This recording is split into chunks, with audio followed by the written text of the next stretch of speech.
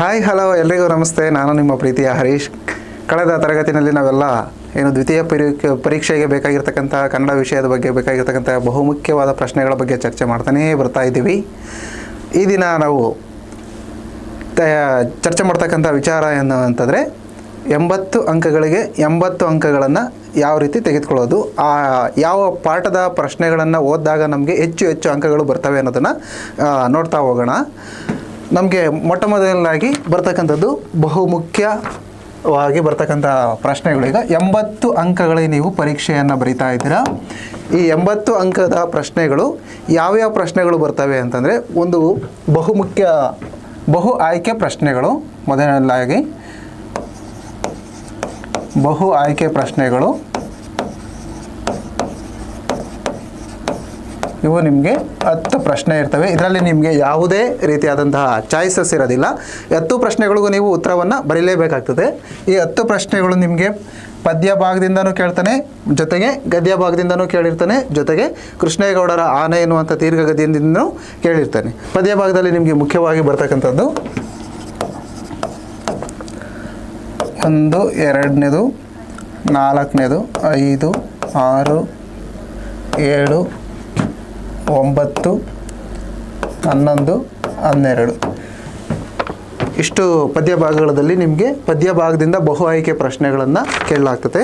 ಇನ್ನು ಗದ್ಯ ಭಾಗದಿಂದ ವಾಲ್ಪರಾಯಿ ಪಾಠ ಬಿಟ್ಟು 1, 3, 4, 5, 6, 7 ಮತ್ತು 8 ಇಷ್ಟು ಪಾಠದಲ್ಲಿ ನಿಮಗೆ ಬಹು ಆಯ್ಕೆಯ ಪ್ರಶ್ನೆಗಳನ್ನು ಕೇಳಲಾಗ್ತದೆ. ಇದಾದಮೇಲೆ ನಿಮಗೆ ಬರ್ತಕ್ಕಂಥದ್ದು ಬಿಟ್ಟ ಸ್ಥಳವನ್ನು ತುಂಬಿ ಅಂತ. ಬಿಟ್ಟ ಸ್ಥಳ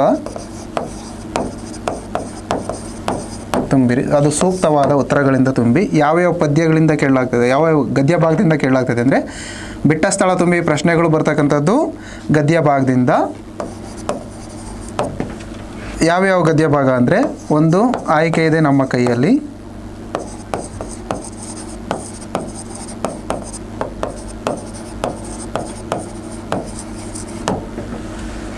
ಆಯ್ಕೆ ಇದೆ ನಮ್ಮ ಕೈಯಲ್ಲಿ. ಆಮೇಲೆ 4ನೇದು ಕನ್ನಡವನ್ನು ಕಟ್ಟುವ ಕೆಲಸ.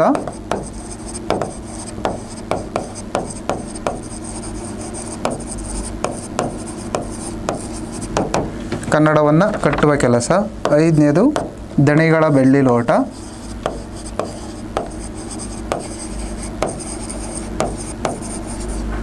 ದಣಿಗಳ ಬೆಳ್ಳಿ ಲೋಟ.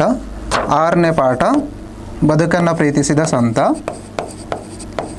ಬದುಕನ್ನು ಪ್ರೀತಿಸಿದ ಸಂತ.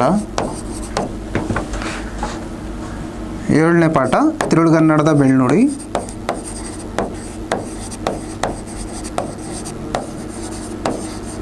ತಿರುಳುಗನ್ನಡದ ಬೆಳ್ನುಡಿ. 8ನೇದು ಹಳ್ಳಿಯ ಚಹಾ ಹೋಟೆಲ್.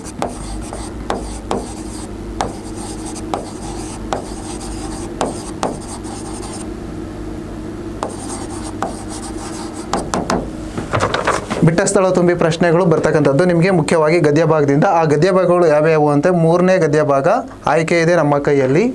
ಆಮೇಲೆ 4ನೇದು ಕನ್ನಡವನ್ನು ಕಟ್ಟುವ ಕೆಲಸ.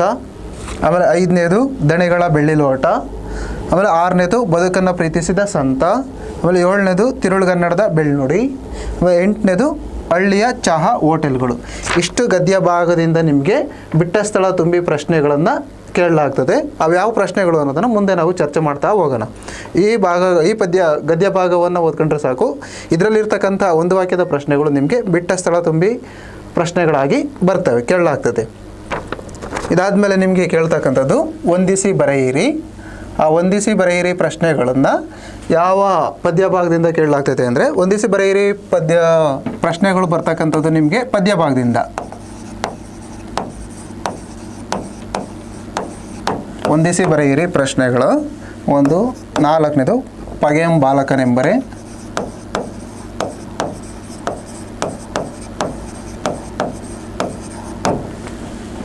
5ನೇದು ಜಾಲಿಯ ಮರದಂತೆ.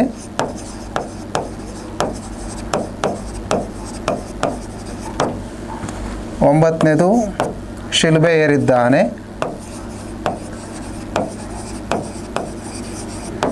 ಶಿಲುಬೆ ಏರಿದ್ದಾನೆ. 11ನೇದು ಹತ್ತಿ ಚಿತ್ತ ಮತ್ತು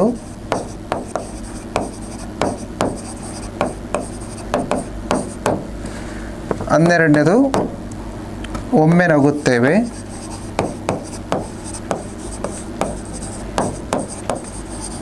ಆಮೇಲೆ 7ನೇ ಪದ್ಯ ಭಾಗ ಬೆಳಗು ಜಾವ. ಇಷ್ಟು ಪದ್ಯ ಭಾಗಗಳಿಂದ ನಿಮಗೆ ಪ್ರಶ್ನೆಯನ್ನು ಕೇಳಲಾಗ್ತದೆ. ಪಗೆಯಂ ಬಾಲಕನೆಂಬರೆ ಪುಲಿಗೆರೆ ಸೋಮನಾಥ,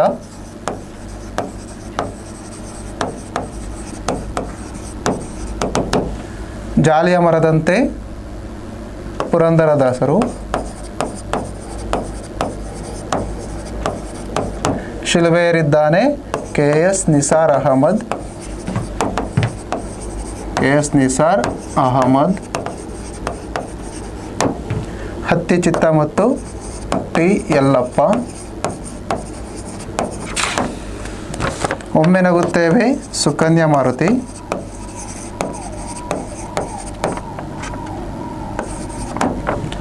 ಬೆಳಗು ಜಾವ ದರಾ ಬೇಂದ್ರೆ. ನೋಡಿ, ನಿಮಗೆ ಹೊಂದಿಸಿ ಬರೆಯಿರಿ ಪ್ರಶ್ನೆಗಳನ್ನು ಇಷ್ಟು ಪದ್ಯ ಭಾಗಗಳಿಂದನೇ ಆಯ್ಕೆ ಮಾಡಿಕೊಂಡು ಕೇಳ್ತಕ್ಕಂತಹ ಪ್ರಶ್ನೆಗಳು. ಆ ಪದ್ಯ ಭಾಗ ಯಾವ್ಯಾವು ಅಂದರೆ, ಒಂದು ಪಗೆಯಂ ಬಾಲಕನೆಂಬರೆ, ಆ ಪದ್ಯ ಭಾಗವನ್ನು ಬರೆದಿರೋದು ಪುಲಿಗೆರೆ ಸೋಮನಾಥ. 5ನೇದು ಜಾಲಿಯ ಮರದಂತೆ ಪದ್ಯ ಬರೆದಿರೋದು ಪುರಂದರದಾಸರು. 9ನೇದು ಶಿಲುಬೆ ಏರಿದ್ದಾನೆ ಪದ್ಯ ಬರೆದಿರೋ ಕವಿ KS ನಿಸಾರ್ ಅಹಮದ್. 11ನೇ ಪದ್ಯ ಹತ್ತಿ ಚಿತ್ತ ಮತ್ತು ಪದ್ಯ ಬರೆದಿರೋ ಕವಿ T ಯಲ್ಲಪ್ಪ. 12ನೇ ಪದ್ಯ ಒಮ್ಮೆ ನಗುತ್ತೇವೆ ಪದ್ಯ ಬರೆದಿರೋದು ಸುಕನ್ಯಾ ಮಾರುತಿಯವರು. 7ನೇದು ಬೆಳಗು ಜಾವ ಪದ್ಯ ಕವಿ ದರಾ ಬೇಂದ್ರೆ. ಇಷ್ಟು ಪದ್ಯ ಭಾಗದಿಂದ ನಿಮಗೆ ಹೊಂದಿಸಿ ಬರೆಯಿರಿ ಪ್ರಶ್ನೆಗಳನ್ನು ಕೇಳಲಾಗ್ತದೆ. ಆ ಪ್ರಶ್ನೆಗಳನ್ನು ಯಾವುವು ಅಂದರೆ ಈಗ ನೋಡ್ತಾ ಹೋಗೋಣ. ಈಗ ನಮಗೆ ಮುಖ್ಯವಾಗಿ ಬಿಟ್ಟ ಸ್ಥಳ ಸೂಕ್ತವಾದ ಉತ್ತರಗಳಿಂದ ತುಂಬಿ ಎನ್ನುವಂಥ ಪ್ರಶ್ನೆಗಳು. ಈ ಒಂದು ಪ್ರಶ್ನೆಗಳನ್ನ ನಾನು ಕೆಲವು ಪ್ರಶ್ನೆಗಳನ್ನ ತೆಗೆದುಕೊಂಡಿದ್ದೀನಿ. ಆ ಒಂದು ಪ್ರಶ್ನೆಗಳನ್ನು ನಾವೀಗ ನೋಡ್ತಾ ಹೋಗೋಣ. ಮೊದಲನೇ ಪ್ರಶ್ನೆ, ಲೇಖಕಿಯ ಪತಿ ಡ್ಯಾಶ್ ತೊಂದರೆಯಿಂದ ಬಳಲಿದ್ದರು. ಉತ್ತರ ಕಿಡ್ನಿ ಸ್ಟೋನ್.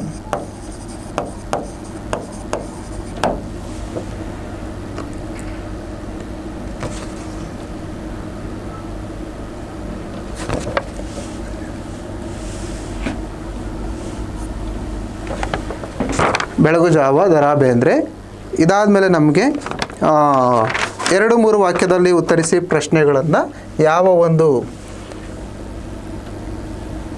ಪಾಠದಿಂದ ಕೇಳ್ತೇನೆ ಅನ್ನೋದನ್ನು ನೋಡ್ತಾ ಹೋಗೋಣ. ಗದ್ಯ ಭಾಗದಿಂದ ನಮಗೆ 2-3 ವಾಕ್ಯದಲ್ಲಿ ಉತ್ತರಿಸಿ ಪ್ರಶ್ನೆಗಳು. 2-3 ವಾಕ್ಯದ ಪ್ರಶ್ನೆಗಳು.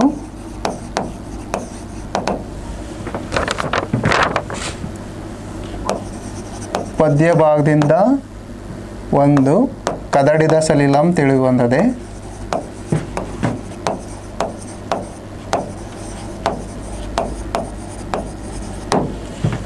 ಆಮೇಲೆ 4ನೇದು ಪಗೆಯಂ ಬಾಲಕನೆಂಬರೆ.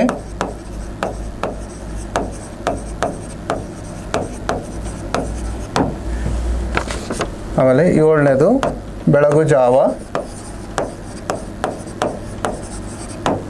ಆಮೇಲೆ 9ನೇದು ಶಿಲುಬೆ ಏರಿದ್ದಾನೆ. 9ನೇದು ಶಿಲುಬೆ ಏರಿದ್ದಾನೆ.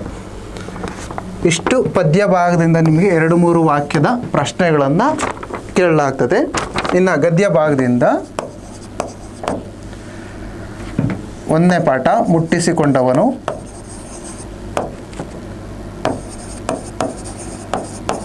ಮುಟ್ಟಿಸಿಕೊಂಡವನು. 4ನೇದು ಕನ್ನಡವನ್ನು ಕಟ್ಟುವ ಕೆಲಸ.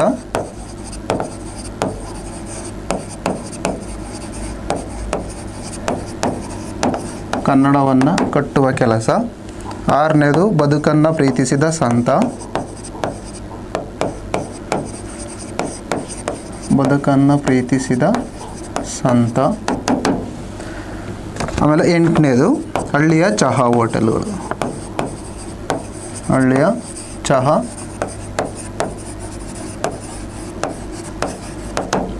ಹೋಟೆಲ್ಗಳು. ಇಷ್ಟು ನಿಮಗೆ 2-3 ವಾಕ್ಯದ ಪ್ರಶ್ನೆಗಳನ್ನು ಕೇಳುವ ಪದ್ಯ ಮತ್ತು ಗದ್ಯ ಭಾಗದಲ್ಲಿರ್ತಕ್ಕಂತಹ ಪಾಠಗಳು. ಗದ್ಯ ಪದ್ಯ ಭಾಗದಿಂದ ನಿಮಗೆ ಕದಡಿದ ಸಲೀಲಂ ತಿಳಿವಂದದೆ, ಆಮೇಲೆ ಪಗೆಯಂ ಬಾಲಕನೆಂಬರೆ, ಬೆಳಗು ಜಾವ ಶಿಲುಬೇರಿದ್ದಾನೆ.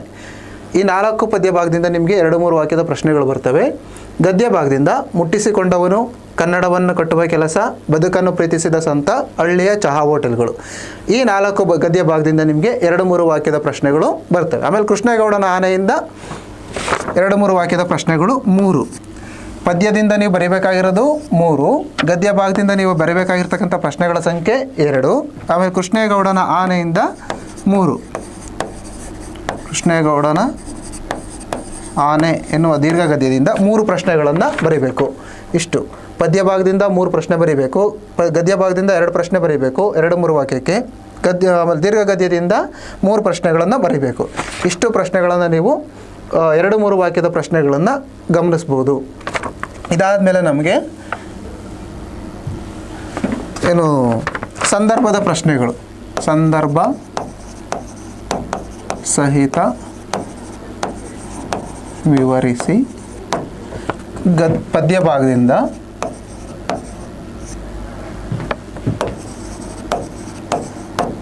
ಭಾಗದಿಂದ ನಮಗೆ ಇನ್ನು ಹುಟ್ಟದೇ ಇರಲಿ ನಾರಿಯರನ್ನವಳು, ಇನ್ನು ಹುಟ್ಟದೆ ಇರಲಿ ನಾರಿಯರೆನ್ನವಳು. ಆಮೇಲೆ ಹಬ್ಬಲಿ ಅವರ ರಸಬಳ್ಳಿ ಅದು 3ನೇ ಪದ್ಯ. 6ನೇ ಪದ್ಯ ಹಬ್ಬಲಿ ಅವರ ರಸಬಳ್ಳಿ. ಆಮೇಲೆ 10ನೇ ಪದ್ಯ ಒಂದು ಹೂ ಹೆಚ್ಚಿಗೆ ಇಡುತ್ತೀನಿ.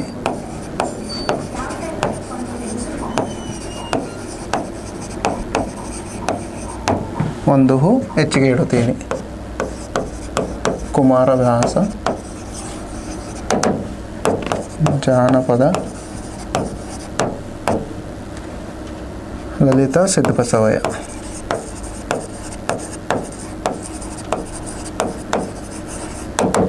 ಲಲಿತಾ ಸಿದ್ದಬಸವಯ್ಯ. ಪದ್ಯ ಭಾಗದಿಂದ ನಿಮಗೆ 2-3 ವಾಕ್ಯದ ಪ್ರಶ್ನೆಗಳು ಇವು. ಆಮೇಲೆ ಗದ್ಯ ಭಾಗದಿಂದ 1 ಮುಟ್ಟಿಸಿಕೊಂಡವನು,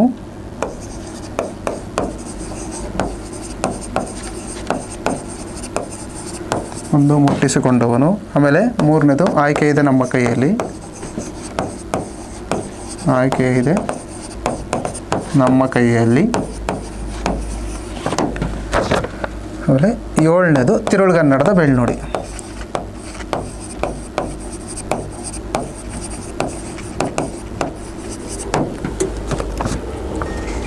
ಮುಟ್ಟಿಸಿಕೊಂಡವನು ಪಿ ಲಂಕೇಶು. ಆಯ್ಕೆ ಇದೆ ನಮ್ಮ ಕೈಯಲ್ಲಿ ನೇಮಿಚಂದ್ರ, ಮುದ್ದಣ.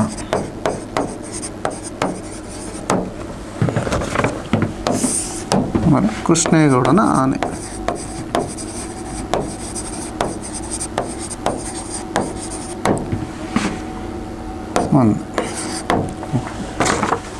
ಸಂದರ್ಭ ಸಹಿತ ವಿವರಿಸಿ ಪ್ರಶ್ನೆಗಳು ಯಾವ್ಯಾವ ಪದ್ಯ ಯಾವ್ಯಾವ ಗದ್ಯ ಭಾಗದಿಂದ ಬರ್ತವೆ ಅಂತಂದರೆ, 1 ಪದ್ಯ 3ನೇದು ಇನ್ನೂ ಹುಟ್ಟದೇ ಇರಲಿ ನಾರಿಯರೆನ್ನವಳು ಪದ್ಯ ಭಾಗ, ಕವಿ ಕುಮಾರವ್ಯಾಸ.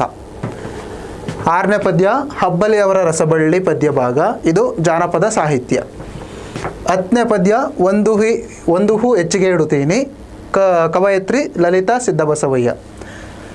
ಇಷ್ಟು 3 ಪದ್ಯಗಳಲ್ಲಿ ನಿಮಗೆ ಸಂದರ್ಭ ಸಹಿತ ವಿವರಿಸಿ ಪ್ರಶ್ನೆಗಳನ್ನು ಕೇಳಲಾಗ್ತದೆ. ಇದರಲ್ಲಿ ನೀವು ಬರೀಬೇಕಾಗಿರ್ತಕ್ಕಂಥ ಪ್ರಶ್ನೆಗಳ ಸಂಖ್ಯೆ 2. ಪದ್ಯ ಭಾಗದಿಂದ ನೀವು ಸಂದರ್ಭ ಸಹಿತ ವಿವರಿಸಿ ಪ್ರಶ್ನೆಗಳನ್ನು ಬರೀಬೇಕಾಗಿರ್ತಕ್ಕಂಥದ್ದು 2 ಪ್ರಶ್ನೆಗಳನ್ನು ಬರೀಬೇಕು. ಇನ್ನು ಗದ್ಯ ಭಾಗದಿಂದ 1ನೇ ಪಾಠ ಮುಟ್ಟಿಸಿಕೊಂಡವನು, ಲೇಖಕರು ಪಿ ಲಂಕೇಶ್ ಅವರು. 3ನೇದು ಆಯ್ಕೆ ಇದೆ ನಮ್ಮ ಕೈಯಲ್ಲಿ ಗದ್ಯ ಭಾಗ, ಲೇಖಕಿ ನೇಮಿಚಂದ್ರ ಅವರು. 7ನೇ ಗದ್ಯ ಭಾಗ ತಿರುಳುಗನ್ನಡದ ಬೆಳ್ನುಡಿ. ಈ ಒಂದು ಗದ್ಯವನ್ನು ಬರೆದಿರ್ತಕ್ಕಂಥವರು ಲೇಖಕರು ಮುದ್ದಣ. ಇಷ್ಟು 3 ಗದ್ಯ ಭಾಗದಲ್ಲಿ ನಿಮಗೆ ಬರೀಬೇಕಾಗಿರ್ತಕ್ಕಂಥ ಪ್ರಶ್ನೆಗಳ ಸಂಖ್ಯೆ 1. ಆಮೇಲೆ ಕೃಷ್ಣೇಗೌಡನ ಆನೆಯಿಂದ ಒಂದು ಪ್ರಶ್ನೆ. ಒಟ್ಟು ನೀವು 4 ಪ್ರಶ್ನೆಗಳನ್ನು ಸಂದರ್ಭ ಸಹಿತ ವಿವರಿಸಿ ಪ್ರಶ್ನೆಗಳಿಗೆ ಬರೀಬೇಕಾಗ್ತದೆ. ಈ ಸಂದರ್ಭದೊಡನೆ ವಿವರಿಸಿ ಪ್ರಶ್ನೆಗಳನ್ನು ಒಟ್ಟು ಬರೀಬೇಕಾಗಿರೋದು 4, ಪದ್ಯ ಭಾಗದಿಂದ 2, ಗದ್ಯ ಭಾಗದಿಂದ 1, ಆಮೇಲೆ ಕೃಷ್ಣೇಗೌಡನ ಆನೆ ಎನ್ನುವಂಥ ದೀರ್ಘಗದ್ಯದಿಂದ 1. ಇಷ್ಟು ನೀವು ಪ್ರಶ್ನೆಗಳನ್ನು ಬರೀಲೇಬೇಕಾಗ್ತದೆ. ಇದಾದ ಮೇಲೆ ನಾವು 5-6 ವಾಕ್ಯದ ಪ್ರಶ್ನೆಗಳನ್ನು ನೋಡ್ತಾ ಹೋಗೋಣ. 5-6 ವಾಕ್ಯದ ಪ್ರಶ್ನೆಗಳು ಯಾವ ಗದ್ಯ ಭಾಗದಿಂದ ಯಾವ ಪದ್ಯ ಭಾಗದಿಂದ ಕೇಳಲಾಗ್ತದೆ ಅಂದರೆ 5-6 ವಾಕ್ಯದ ಪ್ರಶ್ನೆಗಳು. 1, ಕದಡಿದ ಸಲಿಲಂ ತಿಳಿವಂದದೆ.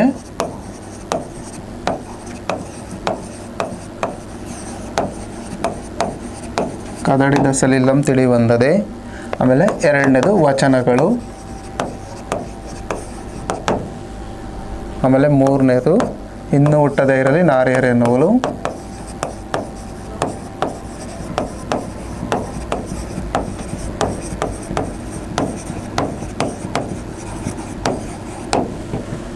ಆಮೇಲೆ 8ನೇದು ಮುಂಬೈ ಜಾತಕ.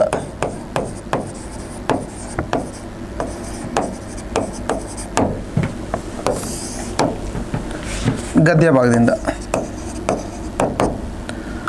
2ನೇದು ವಾಲ್ಪರೈ. ಅಭಿವೃದ್ಧಿ ತಂದ ದುರಂತ.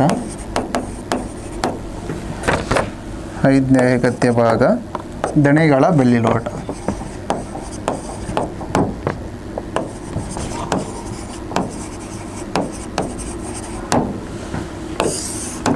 ಆಮೇಲೆ ಕೃಷ್ಣೇಗೌಡರ ಆನೆ.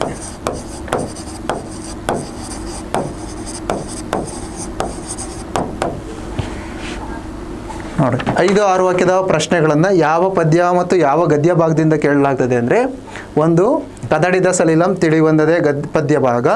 ಆಮೇಲೆ 2ನೇದು ವಚನಗಳು. ಇಲ್ಲಿ ಬಸವಣ್ಣನ ವಚನಗಳು ಇದ್ದಾವೆ, ಉರಿಲಿಂಗ ಪೆದ್ದಯ್ಯ ವಚನಗಳು ಇದ್ದಾವೆ. 2 ವಚನಗಳನ್ನು ಓದಲೇಬೇಕು. ಆಮೇಲೆ 3ನೇ ಪದ್ಯ ಇನ್ನು ಹುಟ್ಟದೇರ ನಾರಿಯರೆನ್ನುವಲು ಪದ್ಯ.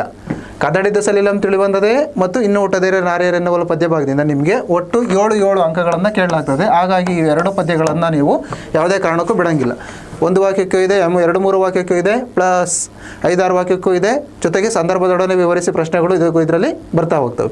ಹಾಗಾಗಿ ಕದಡಿದ ಸಲಿಲಂ ತಿಳಿವಂದದೆ ಪದ್ಯ, ವಚನಗಳು, ಇನ್ನು ಹುಟ್ಟದೇರ ನಾರಿಯರೆನ್ನುವಲು ಪದ್ಯ ಭಾಗ, ಮುಂಬೈ ಜಾತಕ, GS ಶಿವರುದ್ರಪ್ಪ ಅವರು ಬರೆದಿರ್ತಕ್ಕಂಥದ್ದು. ಇಷ್ಟು ಪದ್ಯ ಭಾಗದಲ್ಲೇ ನಿಮಗೆ 5-6 ವಾಕ್ಯದ ಪ್ರಶ್ನೆಗಳನ್ನು ಕೇಳ್ತಕ್ಕಂಥದ್ದು. ಇದರಲ್ಲಿ ನೀವು ಬರೀಬೇಕಾಗಿರೋದು 2 ಪ್ರಶ್ನೆಗಳಿಗೆ ಉತ್ತರವನ್ನು ಕೊಡಬೇಕು. ಇದರಲ್ಲಿ ನಿಮಗೆ 40ನೇ ಪ್ರಶ್ನೆನೂ ಕೂಡ ಇದೇ ಒಂದು ಪದ್ಯ ಭಾಗಗಳಿಂದನೇ ಕೇಳಿರ್ತಾನೆ. 40ನೇ ಪ್ರಶ್ನೆ ಏನಿರ್ತದೆ, ಒಂದು ಪದ್ಯ ಭಾಗವನ್ನು ಕಟ್ಟು 3 ಪ್ರಶ್ನೆಗಳನ್ನು ಅದರಿಂದ ತೆಗೆದಿರ್ತಾನೆ. ಆ 3 ಪ್ರಶ್ನೆಗಳಿಗೆ ಆ ಪದ್ಯ ಭಾಗವನ್ನು ನೋಡಿಕೊಂಡು ಉತ್ತರವನ್ನು ಬರೀಬೇಕಾಗ್ತದೆ. ಆ ಪ್ರಶ್ನೆನ ಇದೇ 4 ಪದ್ಯ ಭಾಗಗಳಿಂದನೇ ನಿಮಗೆ ಕೇಳ್ತಕ್ಕಂಥದ್ದು.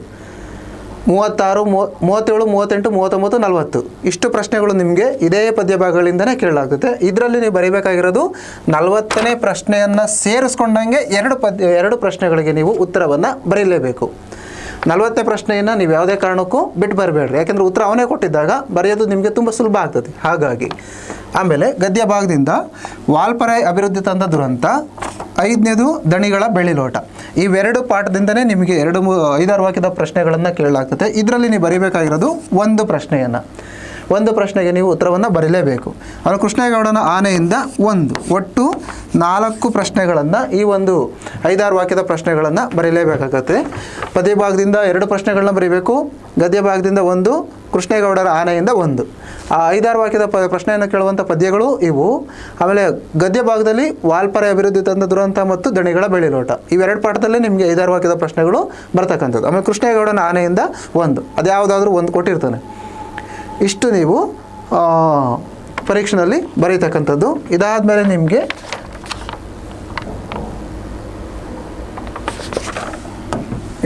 ನಿಮಗೆ ಭಾಷಾಭ್ಯಾಸ ಇರ್ತದೆ. ಭಾಷಾಭ್ಯಾಸದಲ್ಲಿ 6 ಪ್ರಶ್ನೆಗಳನ್ನು ಕೊಡ್ತಾನೆ. ಅದರಲ್ಲಿ ನೀವು 4ಕ್ಕೆ ಬರೀಬೇಕು. ಒಟ್ಟು 8 ಅಂಕಗಳು ಇರ್ತವೆ. ಆ 6 ಪ್ರಶ್ನೆಗಳು ನಿಮಗೆ ಸಮಾನಾರ್ಥಕ ಪದ, ನಾನಾರ್ಥಕ ಪದ, ತತ್ಸಮ ತದ್ಭವ, ವಿಭಕ್ತಿ ಪ್ರತ್ಯಯ, ಸ್ವಂತ ವಾಕ್ಯದಲ್ಲಿ ರಚಿಸಿ, ಕಾಲಸೂಚಕಗಳನ್ನು ಗುರುತಿಸಿ, ಕ್ರಿಯಾ ಧಾತುಗಳನ್ನು ಗುರುತಿಸಿ ಅಥವಾ ನಿಷೇಧಾರ್ಥಕಗಳನ್ನು ಬರೆಯಿರಿ. ಇದರಲ್ಲಿ ಯಾವುದಾದ್ರೂ 6 ಪ್ರಶ್ನೆಗಳನ್ನು ನಿಮಗೆ ಕೊಡ್ತಾನೆ. ಇದರಲ್ಲಿ ನೀವು ಬರಿಬೇಕಾಗಿರೋದು 4. ಅದಕ್ಕೆ ಒಂದು ಪ್ರಶ್ನೆಗೆ ಅಂಕ 2 ಇರ್ತದೆ. ಒಟ್ಟು 8 ಅಂಕಗಳೇ ಇರ್ತದೆ ಇದರಲ್ಲಿ. ಹಾಗಾಗಿ ನೀವು ಏನು ಮಾಡ್ತೀರಾ, 6 ಪ್ರಶ್ನೆಗಳನ್ನು ಉತ್ತರವನ್ನು ಬರೀರಿ. ಯಾಕೆಂದರೆ 4 ಪ್ರಶ್ನೆಗೆ ಏನಾದರೂ ಬರೆದ್ರೆ ಒಂದು ವೇಳೆ ಅದರಲ್ಲಿ ಏನಾದರೂ ತಪ್ಪಾದರೆ ನಿಮಗೆ ಅಂಕಗಳು ಕಳ್ಕೊಳ್ಳೋ ಸಾಧ್ಯತೆ ಇರ್ತದೆ. ಹಾಗಾಗಿ 6 ಪ್ರಶ್ನೆಗಳಿಗೆ ಬರೀರಿ. ಯಾಕೆಂದರೆ ಇದರಲ್ಲಿ ವಾಕ್ಯದಲ್ಲಿ ಉತ್ತರಿಸೋದಂಥದ್ದೇನಿಲ್ಲ, ಒಂದೊಂದು ಪದ ಬರೆದ್ರೆ ಒಂದೊಂದು ಅಂಕಗಳು ಸಿಗ್ತವೆ. ಹಾಗಾಗಿ ನೀವು ಈ ಒಂದು ಪ್ರಶ್ನೆಯನ್ನು ನೀವು ಯಾವುದೇ ಕಾರಣಕ್ಕೂ ಮಿಸ್ ಮಾಡ್ಕೊಳ್ಳೋಂಗೆ ಇಲ್ಲ. 6 ಪ್ರಶ್ನೆಗಳಿಗೂ ಉತ್ತರ ಬರೀರಿ.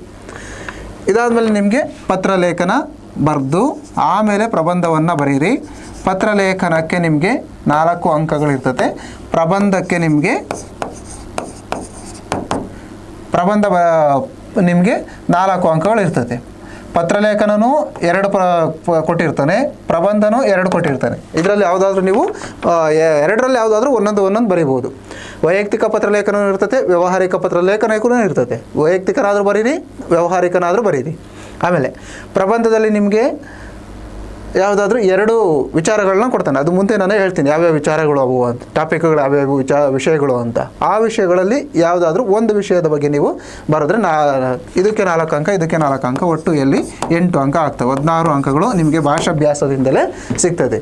ಹಾಗಾಗಿ ಇಷ್ಟು ನಿಮಗೆ 80 ಅಂಕಗಳಿಗೆ ಕೇಳುವಂತಹ ಪ್ರಶ್ನೆಗಳು ಯಾವ ಪದ್ಯ ಯಾವ ಗದ್ಯ ಭಾಗದಿಂದ ಕೇಳ್ತಾನೆ. ಇಷ್ಟು ನಾನೇನು ಹೇಳಿದ್ದೀನಿ, ಈ ಪದ್ಯ ಭಾಗ ಗದ್ಯ ಭಾಗವನ್ನು ಇವನ್ನ ನೀವು ತಪ್ಪದೆ ಓದಲೇಬೇಕು. ಇವನ್ನು ಓದಿದ್ರೆ ಯಾವುದೇ ಕಾರಣಕ್ಕೂ ನಿಮಗೆ 80 ಅಂಕಗಳಿಗೆ ಮಿಸ್ ಆಗೋದೇ ಇಲ್ಲ. ಅದರಲ್ಲಿ ಈಗ ನಾವು ಮುಂದಿನ ಭಾಗವನ್ನು ನೋಡ್ತಾ ಹೋಗೋಣ. ಈಗ ನಿಮಗೆ ಬಹು ಆಯ್ಕೆಯ ಪ್ರಶ್ನೆಗಳಾಗ್ತವೆ. ಬಹು ಆಯ್ಕೆಯ ಪ್ರಶ್ನೆಗಳು 10 ಆದಮೇಲೆ ಬಿಟ್ಟ ಸ್ಥಳ ತುಂಬಿ ಪ್ರಶ್ನೆಗಳು ಇರ್ತವೆ. ಆ ಬಿಟ್ಟ ಸ್ಥಳ ತುಂಬಿ ಪ್ರಶ್ನೆಗಳು ಯಾವ್ಯಾವು ಅಂತಂದರೆ, ಒಂದು ಲೇಖಕಿಯ ಪತಿ ಡ್ಯಾಶ್ ತೊಂದರೆಯಿಂದ ಬಳಲಿದರು. ಯಾವ ತೊಂದರೆಯಿಂದ ಅಂದರೆ ಕಿಡ್ನಿ ಸ್ಟೋನ್. 2ನೇ ಪ್ರಶ್ನೆ, ಲೇಖಕಿ ಸಂಶೋಧನೆಗೆಂದು ಸೇರಿದ ಇನ್ಸ್ಟಿಟ್ಯೂಟಿನ ಹೆಸರು ಯಾವುದು? ಟಾಟಾ ಇನ್ಸ್ಟಿಟ್ಯೂಟಲ್ಲಿ ಅವರು ಕೆಲಸಕ್ಕೆ ಸಂಶೋಧನೆಗೆ ಅಂತ ಸೇರಿಕೊಳ್ತಾರೆ. ಯಾರು? ನೇಮಿಚಂದ್ರ ಅವರು. ಆಮೇಲೆ ಮುಂಬೈನ ಪ್ರಸಿದ್ಧ ನ್ಯಾಯವಾದಿಯಾದವರು ಯಾರು? ಪ್ಲೇವಿಯ. ಉತ್ತರ ಪ್ಲೇವಿಯ. 4ನೇದು, ಅದೃಷ್ಟದ ಪ್ರಶ್ನೆ ಬಂದಾಗ ಲೇಖಕಿಗೆ ಡ್ಯಾಶ್ ನೆನಪಾಗುತ್ತಾರೆ. ಯಾರು? ಗೆಳತಿ ಸೀತಾ. ಆಮೇಲೆ 5ನೇ ಪ್ರಶ್ನೆ, ದುರಾಸೆಯ ಹುಡುಗನನ್ನು ನಿರಾಕರಿಸಿದವರು ಯಾರು? ಉತ್ತರ ನಿಶಾ ಶರ್ಮಾ. ಲೇಖಕಿಯ ಪತಿ ಡ್ಯಾಶ್ ತೊಂದರೆಯಿಂದ ಬಳಲಿದರು ಅಂದರೆ ಕಿಡ್ನಿ ಸ್ಟೋನು. ಲೇಖಕಿ ಸಂಶೋಧನೆಗೆಂದು ಸೇರಿದ ಇನ್ಸ್ಟಿಟ್ಯೂಟಿನ ಹೆಸರು ಟಾಟಾ. ಮುಂಬೈನ ಪ್ರಸಿದ್ಧ ನ್ಯಾಯವಾದಿಯಾದವರು ಪ್ಲೇವಿಯಾ. ಅದೃಷ್ಟದ ಪ್ರಶ್ನೆ ಬಂದಾಗ ಲೇಖಕಿ ನೆನಪಾಗೋದು ಸೀತಾ. ದುರಾಸೆಯ ಹುಡುಗನನ್ನು ನಿರಾಕರಿಸಿದವರು ನಿಶಾ ಶರ್ಮಾ. ಇಷ್ಟು ಆಯ್ಕೆ ಇದೆ ನಮ್ಮ ಕೈಯಲ್ಲಿ. ಗದ್ಯ ಭಾಗದಿಂದ ನಿಮಗೆ ಕೇಳತಕ್ಕಂಥದ್ದು. ಮುಂದಿನ ಪಾಠ ಕನ್ನಡವನ್ನು ಕಟ್ಟುವ ಕೆಲಸ. ಇದರಲ್ಲಿ ಇರ್ತಕ್ಕಂಥ ಪ್ರಶ್ನೆಗಳು ಬಿಟ್ಟ ಸ್ಥಳ ತುಂಬಿ ಪ್ರಶ್ನೆಗಳಿವೆಲ್ಲ. ಸ್ಥಳೀಯ ಭಾಷೆ ಕಲಿಯದ ಅನ್ಯ ಭಾಷಿಕರು ಡ್ಯಾಶ್ ಆಗುತ್ತಾರೆ. ಉತ್ತರ ದ್ವೀಪಜೀವಿಗಳು. ಕನ್ನಡದ ಮೂಲಕ ಕಲಿತು ಶ್ರೇಷ್ಠ ವಿಜ್ಞಾನಿಯಾದವರು ಡ್ಯಾಶ್. CNR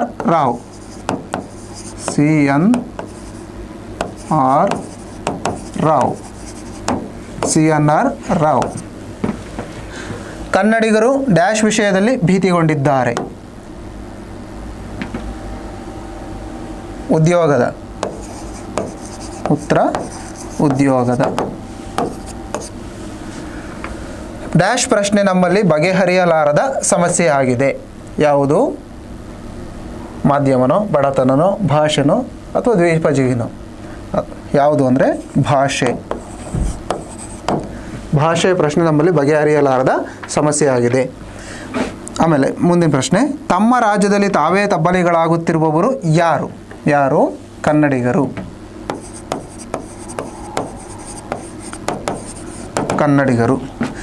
ಮುಂದಿನ ಪ್ರಶ್ನೆ, ಬದುಕು ಡ್ಯಾಶ್ ಅನ್ನು ಬಿಟ್ಟು ಇರುವುದಿಲ್ಲ. ಉತ್ತರ ಭಾಷೆ. ಬದುಕು ಕಟ್ಕೊಳ್ಳೋದಕ್ಕೆ ಮುಖ್ಯವಾಗಿ ಮನುಷ್ಯನಿಗೆ ಏನು ಬೇಕು ಅಂದರೆ ಭಾಷೆ. ಮುಂದಿನ ಪ್ರಶ್ನೆ, ಪ್ರತಿಯೊಬ್ಬ ಕನ್ನಡಿಗನು ಪ್ರತಿಯೊಂದು ಅಂಗಳದಲ್ಲಿಯೂ ಡ್ಯಾಶ್ ಆಗಬೇಕು. ಏನಾಗಬೇಕು? ಕನ್ನಡಿಗ ಆಗಬೇಕು.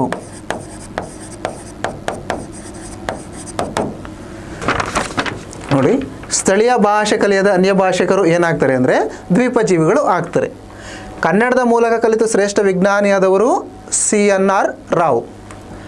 ಕನ್ನಡಿಗರು ಡ್ಯಾಶ್ ವಿಷಯದಲ್ಲಿ ಭೀತಿಗೊಂಡಿದ್ದಾರೆ, ಉದ್ಯೋಗದ ವಿಷಯದಲ್ಲಿ. ಡ್ಯಾಶ್ ಪ್ರಶ್ನೆ ನಮ್ಮಲ್ಲಿ ಬಗೆಹರಿಯಲಾದ ಸಮಸ್ಯೆ ಯಾವುದು? ಭಾಷೆ. ಮುಂದಿನ ಪ್ರಶ್ನೆ, ತಮ್ಮ ರಾಜ್ಯದಲ್ಲಿ ತಾವೇ ತಬ್ಬಲಿಗಳಾಗುತ್ತಿರುವವರು ಯಾರು? ಉತ್ತರ ಕನ್ನಡಿಗರು. ಬದುಕು ಡ್ಯಾಶ್ ಅನ್ನು ಬಿಟ್ಟು ಇರುವುದಿಲ್ಲ ಯಾವುದು? ಭಾಷೆ. ಪ್ರತಿಯೊಬ್ಬ ಕನ್ನಡಿಗನು ಪ್ರತಿಯೊಂದು ಅಂಗುಲದಲ್ಲಿಯೂ ಡ್ಯಾಶ್ ಆಗಬೇಕು, ಉತ್ತರ ಕನ್ನಡಿಗ. ಇಷ್ಟು ನಿಮಗೆ ಕನ್ನಡವನ್ನು ಕಟ್ಟುವ ಕೆಲಸದ ಗದ್ಯ ಭಾಗದಿಂದ ಬರ್ತಕ್ಕಂತಹ ಬಿಟ್ಟ ಸ್ಥಳವನ್ನು ಸೂಕ್ತವಾದ ಉತ್ತರಗಳಿಂದ ತುಂಬಿರಿ. ಇದನ್ನು ಇಷ್ಟು ಪ್ರಶ್ನೆಗಳನ್ನು ನೀವು ನೋಡ್ಕೋಬೇಕು. ಮುಂದಿನ ಪ್ರಶ್ನೆ, ದಣಿಗಳ ಬೆಳ್ಳಿ ಲೋಟ ಗದ್ಯ ಭಾಗದಿಂದ ದಣಿಗಳ ಹೆಸರು ಯಾವುದು? ಏನು ದಣಿಗಳ ಹೆಸರು? ವೆಂಕಪ್ಪಯ್ಯ. ದಣಿಗಳು ಎಂದಿಗೂ ಯಾರನ್ನ ನಂಬುವುದಿಲ್ಲ? ಉತ್ತರ ಒಕ್ಕಲ ಮಕ್ಕಳನ್ನು. ಉತ್ತರ ಒಕ್ಕಲ ಮಕ್ಕಳನ್ನು. ಮುಂದಿನ ಪ್ರಶ್ನೆ, ಪಡಿ ಇಲ್ಲದ ದುಡಿತದ ಬಗ್ಗೆ ಅಸಮಾಧಾನಗೊಂಡಿದ್ದವಳು ಯಾರು? ಚಿನ್ನಮ್ಮ.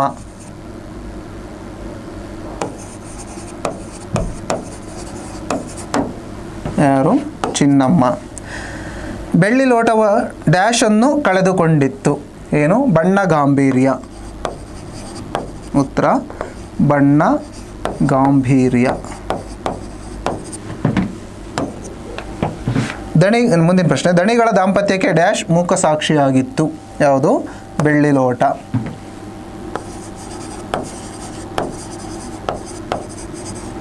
ಮುಂದಿನ ಪ್ರಶ್ನೆ, ದಣಿಗಳ ತೋಟದ ಪಕ್ಕದಲ್ಲಿ ಹರಿಯುತ್ತಿದ್ದ ಹೊಳೆ ಯಾವುದು? ಉತ್ತರ ಶಾಂಭವಿ.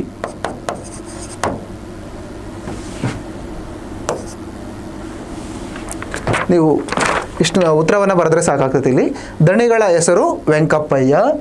ದಣಿ ಎಂದಿಗೂ ಡ್ಯಾಶ್ ನಂದು ನಂಬುವುದಿಲ್ಲ ಅಂದರೆ ಒಕ್ಕಲ ಮಕ್ಕಳನ್ನು ನಂಬುವುದಿಲ್ಲ. ಪಡೆಯಿಲ್ಲದ ದುಡಿತದ ಬಗ್ಗೆ ಅಸಮಾನಗೊಂಡಿದ್ದವಳು ಯಾರು ಅಂದರೆ ಚಿನ್ನಮ್ಮ. ಬೆಳ್ಳಿ ಲೋಟ ಡ್ಯಾಶನ್ನು ಕಳೆದುಕೊಂಡಿತ್ತು ಅಂದರೆ ಬಣ್ಣದ ಗಾಂಭೀರ್ಯವನ್ನು ಕಳ್ಕೊಂಡಿತ್ತು. ದಣಿಗಳ ದಾಂಪತ್ಯಕ್ಕೆ ಡ್ಯಾಶ್ ಮೂಕ ಸಾಕ್ಷಿಯಾಗಿತ್ತು ಅಂದರೆ ಬೆಳ್ಳಿ ಲೋಟ. ದಣಿಗಳ ತೋಟದ ಪಕ್ಕದಲ್ಲಿ ಹರಿಯುತ್ತಿದ್ದ ಹೊಳೆ ಯಾವುದು ಅಂದರೆ ಶಾಂಭವಿ ಹೊಳೆ. ಇಷ್ಟು ಪ್ರಶ್ನೆಗಳು ನಿಮಗೆ ದಣಿಗಳ ಬೆಳ್ಳಿ ಲೋಟ ಎನ್ನುವಂಥ ಗದ್ಯ ಭಾಗದಿಂದ ನಿಮಗೆ ಬಿಟ್ಟ ಸ್ಥಳ ತುಂಬಿರಿ ಪ್ರಶ್ನೆಗಳು ಬರ್ತವೆ. ಮುಂದಿನ ಗದ್ಯ ಭಾಗ ಏನು? ಬದುಕನ್ನು ಪ್ರೀತಿಸಿದ ಸಂತ ಎನ್ನುವಂಥ ಗದ್ಯ ಭಾಗ. ಪ್ರಶ್ನೆಗಳು, ಅಗತ್ಯ ಮಾಹಿತಿಗಳನ್ನು ಕ್ರೋಢೀಕರಿಸುವ ಎಲೆಕ್ಟ್ರಾನಿಕ್ ಸಾಧನವೇ? ಉತ್ತರ ಚಿಪ್. ಯಾವುದು? ಚಿಪ್. ಆಮೇಲೆ ಭಗವಂತನ ಸೃಷ್ಟಿಯಲ್ಲಿರುವವರೆಲ್ಲ ಡ್ಯಾಶ್ ಬಂಧುಗಳು. ಉತ್ತರ ಆತನ ಬಂಧುಗಳು ಅಥವಾ ದೇವರ ಬಂಧುಗಳು. ಉತ್ತರ ದೇವರ ಬಂಧುಗಳು. ಭಗವಂತನ. ಮುಂದಿನ ಪ್ರಶ್ನೆ, ಕಲಾಂ ಅವರ ಆತ್ಮಚರಿತ್ರೆಯ ಹೆಸರು ಡ್ಯಾಶ್. ಯಾವುದು? Wings of fire.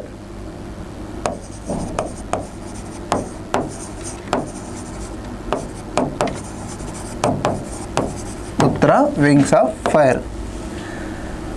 ವಿಜ್ಞಾನದ ಅಡಿಪಾಯವೇ ಡ್ಯಾಶ್. ಏನು? ಪ್ರಶ್ನೆಯನ್ನು ಕೇಳುವುದು.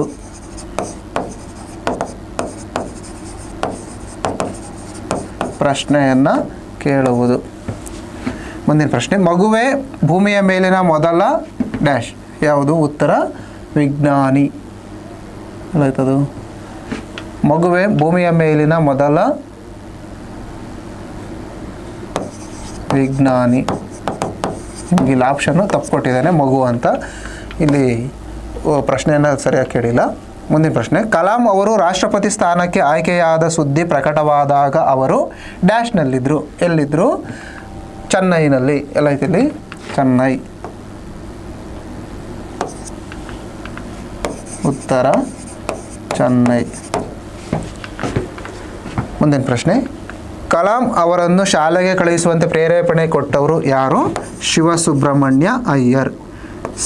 ಶಿವಸುಬ್ರಹ್ಮಣ್ಯ ಅಯ್ಯರ್. ಶಿವಸುಬ್ರಹ್ಮಣ್ಯ ಅಯ್ಯರ್. ಡ್ಯಾಶ್ ಅವರು ಹೈದರಾಬಾದಿನ ರಕ್ಷಣಾ ಇಲಾಖೆಯ ನಿರ್ದೇಶಕರಾಗಿದ್ದರು. ಯಾರು? ವಿ.ಜೆ. ಸುಂದರಂ. ವಿ.ಜೆ. ಸುಂದರಂ. ಮುಂದಿನ ಪ್ರಶ್ನೆ, ಕಲಾಂ ಅವರು ಸಂದರ್ಶಕ ಪ್ರೊಫೆಸರ್ ಆಗಿದ್ದ ವಿಶ್ವವಿದ್ಯಾನಿಲಯ ಯಾವುದು? ಅಣ್ಣಾಮಲೈ. ಉತ್ತರ ಅಣ್ಣಾಮಲೈ. ನೋಡಿರಿ, ಅಗತ್ಯ ಮಾಹಿತಿಗಳನ್ನು ಕ್ರೋಢೀಕರಿಸುವ ಎಲೆಕ್ಟ್ರಾನಿಕ್ ಸಾಧನವೇ ಚಿಪ್. ಭಗವಂತನ ಸೃಷ್ಟಿಯಲ್ಲಿರುವವರೆಲ್ಲ ಡ್ಯಾಶ್ ಬಂಧುಗಳು, ದೇವರ ಬಂಧುಗಳು. ಕಲಾಂ ಅವರ ಆತ್ಮಚರಿತ್ರೆಯ ಹೆಸರು ವಿಂಗ್ಸ್ ಆಫ್ ಫೈರ್. ವಿಜ್ಞಾನದ ಅಡಿಪಾಯವೇ ಪ್ರಶ್ನೆಯನ್ನು ಕೇಳುವುದು.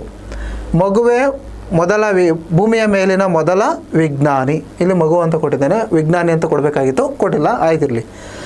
ಮುಂದಿನ ಪ್ರಶ್ನೆ, ಕಲಾಂ ಅವರು ರಾಷ್ಟ್ರಪತಿ ಸ್ಥಾನಕ್ಕೆ ಆಯ್ಕೆಯಾದ ಸುದ್ದಿ ಪ್ರಕಟವಾದಾಗ ಅವರು ಎಲ್ಲಿದ್ದರು? ಡ್ಯಾಶ್ನಲ್ಲಿದ್ದರು ಅಂದರೆ ಚೆನ್ನೈನಲ್ಲಿದ್ದರು. ಮುಂದಿನ ಪ್ರಶ್ನೆ, ಕಲಾಂ ಅವರನ್ನು ಶಾಲೆಗೆ ಕಳುಹಿಸುವಂತೆ ಪ್ರೇರೇಪಣೆ ಕೊಟ್ಟವರು ಶಿವಸುಬ್ರಹ್ಮಣ್ಯ ಅಯ್ಯರ್. ಡ್ಯಾಶ್ ಅವರು ಹೈದರಾಬಾದಿನ ರಕ್ಷಣಾ ಇಲಾಖೆಯ ನಿರ್ದೇಶಕರಾಗಿದ್ದರು. ಯಾರು ಅಂದರೆ ವಿ.ಜೆ. ಸುಂದರಂ ಅವರು. ಮುಂದಿನ ಪ್ರಶ್ನೆ, ಕಲಾಂ ಅವರು ಸಂದರ್ಶಕ ಪ್ರೊಫೆಸರ್ ಆಗಿದ್ದ ವಿಶ್ವವಿದ್ಯಾನಿಲಯದ ಹೆಸರು ಅಣ್ಣಾಮಲೈ. ಇಷ್ಟು ನಿಮಗೆ ಬದುಕನ್ನು ಪ್ರೀತಿಸಿದ ಸಂತ ಗದ್ಯ ಭಾಗದಿಂದ ಬರ್ತಕ್ಕಂತಹ ಬಿಟ್ಟ ಸ್ಥಳ ಸೂಕ್ತವಾದ ಉತ್ತರಗಳಿಂದ ತುಂಬಿದಂಥ ಪ್ರಶ್ನೆಗಳು. ಮುಂದಿನ ಗದ್ಯ ಭಾಗ ತಿರುಳುಗನ್ನಡದ ಬೆಳ್ನುಡಿ ಅಂತ. ಡ್ಯಾಶ್ ಕತೆ ಹೇಳಬೇಕೆಂದು ಮನೋರಮೆ ಕೇಳಿದಳು. ಯಾವುದು? ರಾಮಾಯಣದ ಕತೆ. ರಾಮಾಯಣದ ಕಥೆಯನ್ನು. ಮುಂದಿನ ಪ್ರಶ್ನೆ, ಶೇಷನು ರಾಮಾಯಣದ ಕಥೆಯನ್ನು ಡ್ಯಾಶ್ಗೆ ಹೇಳಿದನು. ಉತ್ತರ ವಾತ್ಸಾಯನ.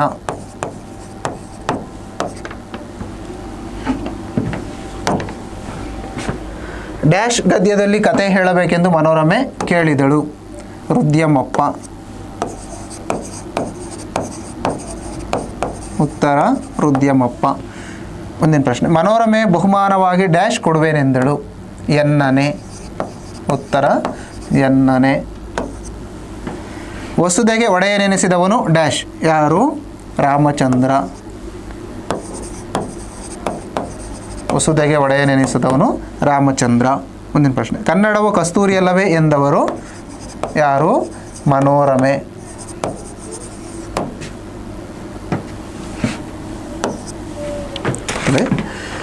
ಡ್ಯಾಶ್ ಕತೆ ಹೇಳಬೇಕೆಂದು ಮನೋರಮೆ ಕೇಳಿದಳು. ಯಾವ ಕಥೆಯನ್ನು ಅಂದರೆ ರಾಮಾಯಣದ ಕಥೆಯನ್ನು. ಶೇಷನು ರಾಮಾಯಣದ ಕಥೆಯನ್ನು ಡ್ಯಾಶ್ಗೆ ಹೇಳಿದನು. ಉತ್ತರ ವಾತ್ಸಾಯನನಿಗೆ. ಮುಂದಿನ ಪ್ರಶ್ನೆ, ಡ್ಯಾಶ್ ಗದ್ಯದಲ್ಲಿ ಕತೆ ಹೇಳಬೇಕೆಂದು ಮನೋರಮೆ ಕೇಳಿದಳು. ರುದ್ಯಮಪ್ಪ. ಉತ್ತರ. ಮುಂದಿನ ಪ್ರಶ್ನೆ, ಮನೋರಮೆ ಬಹುಮಾನವಾಗಿ ಡ್ಯಾಶ್ ಕೊಡುವೇನೆಂದಳು. ಎನ್ನನೇ ಆ ನೀವೆಂ ಅಂತ ಹೇಳ್ತಾಳೆ. ನನ್ನೇ ನಾನು ನಿನಗೆ ಅರ್ಪಿಸ್ತೀನಿ ಅಂತ. ಮುಂದಿನ ಪ್ರಶ್ನೆ, ವಸುದೆಗೆ ಒಡೆಯನೆನಿಸಿದವನು ಡ್ಯಾಶ್. ಯಾರು? ಶ್ರೀರಾಮಚಂದ್ರ. ಮುಂದಿನ ಪ್ರಶ್ನೆ, ಕನ್ನಡವು ಕಸ್ತೂರಿಯಲ್ಲವೇ ಎಂದವರು ಯಾರು? ಮನೋರಮೆ. ಇಷ್ಟು ಪ್ರಶ್ನೆಗಳು ನಿಮಗೆ ಏನು ತಿರುಳುಗನ್ನಡದ ಬೆಳ್ನುಡಿ ಎನ್ನುವಂಥ ಗದ್ಯ ಭಾಗದಿಂದ ಕೇಳಲಾಗ್ತದೆ. ಮುಂದೆ ಹಳ್ಳಿಯ ಚಹಾ ಹೋಟೆಲು ಗದ್ಯ ಭಾಗ. ಆ ಗದ್ಯ ಭಾಗದಿಂದ ಕೇಳುವಂತಹ ಪ್ರಶ್ನೆಗಳು ಯಾವ್ಯಾವು ಅಂದರೆ, ಕಲಿಯುಗದ ಅಮೃತ ಯಾವುದು? ಚಹಾ. 3 ಕಾಲಿನ ಕುರ್ಚಿ ಡ್ಯಾಶ್ನಲ್ಲಿದೆ. ಹಳ್ಳಿಯ ಚಹಾ ಪಳಾರದ ಅಂಗಡಿ ಹತ್ರ. ಹಳ್ಳಿಯ ಚಹಾದ ಅಂಗಡಿಯಲ್ಲಿ ಡ್ಯಾಶ್ರಿಗೆ ಬಾಯಿ ಚಪಲ ಜಾಸ್ತಿ ಇರುತ್ತದೆ. ವೃದ್ಧರಿಗೆ. ಡ್ಯಾಶ್ರ ಬಗ್ಗೆ ಮುಖರ್ಜಿಯ ಕನಸುಗಳ ದೂರನ್ನು ಹಳ್ಳಿಗರು ಕೊಡ್ತಾರೆ. ಉತ್ತರ ಹೆಡ್ ಮಾಸ್ತರ್. Head master. ಮುಂದಿನ ಪ್ರಶ್ನೆ, ಲೇಖಕರು ಹೇಳುವ ಹಳ್ಳಿಯ ಚಹಾ ಹೋಟೆಲಿನ ಹೆಸರು ಚಂದ್ರಭವನ. ಚಂದ್ರಭವನ. ಹಳ್ಳಿಯ ಹೋಟೆಲ್ಗಳಲ್ಲಿ ಈಗ ಡ್ಯಾಶ್ ದೇವತೆಗಳ ದರ್ಶನ ಆಗ್ತದೆ. ಯಾವ ದೇವತೆಗಳು? ಸಿನಿಮಾ ದೇವತೆಗಳು. ಸಿನಿಮಾ ದೇವತೆಗಳು. ಕಲಿಯುಗದ ಅಮೃತ ಚಹಾ. 3 ಕಾಲಿನ ಕುರ್ಚಿ ಇರೋದು ಹಳ್ಳಿಯ ಚಹಾದ ಅಂಗಡಿಯಲ್ಲಿ. ಡ್ಯಾಶ್ರಿಗೆ ಬಾಯಿ ಚಪಲ ಜಾಸ್ತಿ ಇರ್ತದೆ ಅಂದರೆ ವೃದ್ಧರಿಗೆ. ಡ್ಯಾಶ್ರ ಬಗ್ಗೆ ಮುಖರ್ಜಿಯ ಕನಸುಗಳ ದೂರನ್ನು ಹಳ್ಳಿಗರು ಕೊಡ್ತಾರೆ ಅಂದರೆ, ಮುಖರ್ಜಿಯ ದೂರನ್ನು ಹಳ್ಳಿಗರು ಕೊಡ್ತಾರೆ ಅಂದರೆ ಹೆಡ್ ಮಾಸ್ತರರ ಬಗ್ಗೆ. ಲೇಖಕರು ಹೇಳುವ ಹಳ್ಳಿಯ ಚಹಾ ಹೋಟ್ಲಿನ ಹೆಸರು ಚಂದ್ರಭವನ. ಹಳ್ಳಿಯ ಹೋಟೆಲ್ಗಳಲ್ಲಿ ಇವಾಗ ಯಾವ ದೇವತೆಗಳ ದರ್ಶನ ಆಗ್ತದೆ ಅಂದರೆ ಸಿನಿಮಾ ದೇವತೆಗಳ ದರ್ಶನ. ಇಷ್ಟು ಪ್ರಶ್ನೆಗಳನ್ನು ನಿಮಗೆ ಹಳ್ಳಿಯ ಚಹಾ ಹೋಟೆಲು ಗದ್ಯ ಭಾಗದಿಂದ ಕೇಳಲಾಗ್ತದೆ. ಇದಾದಮೇಲೆ ನಿಮಗಿರ್ತಕ್ಕಂಥದ್ದು ಹೊಂದಿಸಿ ಬರೆಯಿರಿ. ಆ ಹೊಂದಿಸಿ ಬರೆಯಿರಿ ಪ್ರಶ್ನೆಗಳನ್ನು ನಿಮಗೆ ಯಾವ್ಯಾವ ಪದ್ಯ ಭಾಗದಿಂದ ಕೇಳಲಾಗ್ತದೆ ಅಂತ ನಾನು ಈಗಾಗಲೇ ತಿಳಿಸಿದ್ದೀನಿ. ಅದನ್ನು ನೀವು ಸರಿಯಾಗಿ ಗಮನಿಸ್ತಾ ಹೋಗಬೇಕು. ಕದಡಿದ ಸಲಿಲಂ ತಿಳಿ ಬಂದದೆ ಪದ್ಯ ಬರ್ತಿರ್ತಕ್ಕಂಥ ಕವಿ ನಾಗಚಂದ್ರ. ಅವನ ಕೃತಿ ರಾಮಚಂದ್ರ ಚರಿತ ಪುರಾಣ, ಇನ್ನೊಂದು ಮಲ್ಲಿನಾಥ ಪುರಾಣ ಅಂತ. ರಾಮಚಂದ್ರ ಚರಿತ ಪುರಾಣಕ್ಕಿರ್ತಕ್ಕಂಥ ಇನ್ನೊಂದು ಹೆಸರು ಪಂಪ ರಾಮಾಯಣ ಅಂತ. ನಾಗಚಂದ್ರನಿಗಿರ್ತಕ್ಕಂಥ ಬಿರುದು ಅಭಿನವ ಪಂಪ, ಕವಿತಾ ಮನೋಹರ, ಚತುರ ಕವಿ. ಇಷ್ಟು. ಸಾಹಿತ್ಯ ಪ್ರಕಾರ ಯಾವುದು ಕದಡಿದ ಸಲಿಲಂ ತಿಳಿ ಬಂದದೆ ಅಂದರೆ ಚಂಪು ಸಾಹಿತ್ಯಕ್ಕೆ ಒಳಪಡ್ತದೆ. ಮುಂದಿನ ಪದ್ಯಭಾಗ ವಚನಗಳು. ಬಸವಣ್ಣನವರು ಇದ್ದಾರೆ, ಉರಿಲಿಂಗ ಪೆದ್ದಿನೂ ವಚನಗಳು ನಮಗೆ ಇವಾಗ ಇದ್ದಾವೆ. ಇದನ್ನು ಆಯ್ಕೆ ಮಾಡ್ಕೊಂಡಿರ್ತಕ್ಕಂಥ ಆಕರ ಗ್ರಂಥ ಶಿವಶರಣರ ಸಮಗ್ರ ವಚನ ಸಂಪುಟ ಅಂತ. ಬಸವಣ್ಣನಿಗಿರ್ತಕ್ಕಂಥ ಬಿರುದು ಭಕ್ತಿ ಭಂಡಾರಿ ಅಂತ. ಅವರ ಅಂಕಿತ ನಾಮ ಕೂಡಲ ಸಂಗಮ ದೇವ. ಸಾಹಿತ್ಯ ಪ್ರಕಾರ ವಚನ ಸಾಹಿತ್ಯ. ಇದು 12ನೇ ಶತಮಾನದಲ್ಲಿ ಬರ್ತಕ್ಕಂತಹ ವಚನ ಸಾಹಿತ್ಯ. ಉರಿಲಿಂಗ ಪೆದ್ದಿಯ ವಚನಗಳ ಅಂಕಿತ ನಾಮ ಉರಿಲಿಂಗ ಪೆದ್ದಿ ಪ್ರಿಯ ವಿಶ್ವೇಶ್ವರ. ಮುಂದಿನ ಪದ್ಯ. ಇನ್ನು ಹುಟ್ಟದೇರಲಿ ನಾರಿಯರೆನ್ನುವಲು. ಕವಿ ಕುಮಾರವ್ಯಾಸ. ಅವನ ಕೃತಿ ಕರ್ನಾಟಕ ಭಾರತ ಕಥಾಮಂಜರಿ ಅಥವಾ ಗದುಗಿನ ಭಾರತ ಅಥವಾ ಕುಮಾರವ್ಯಾಸ ಭಾರತ, ಮೂರೂ ಒಂದೇ ಹೆಸರೇ.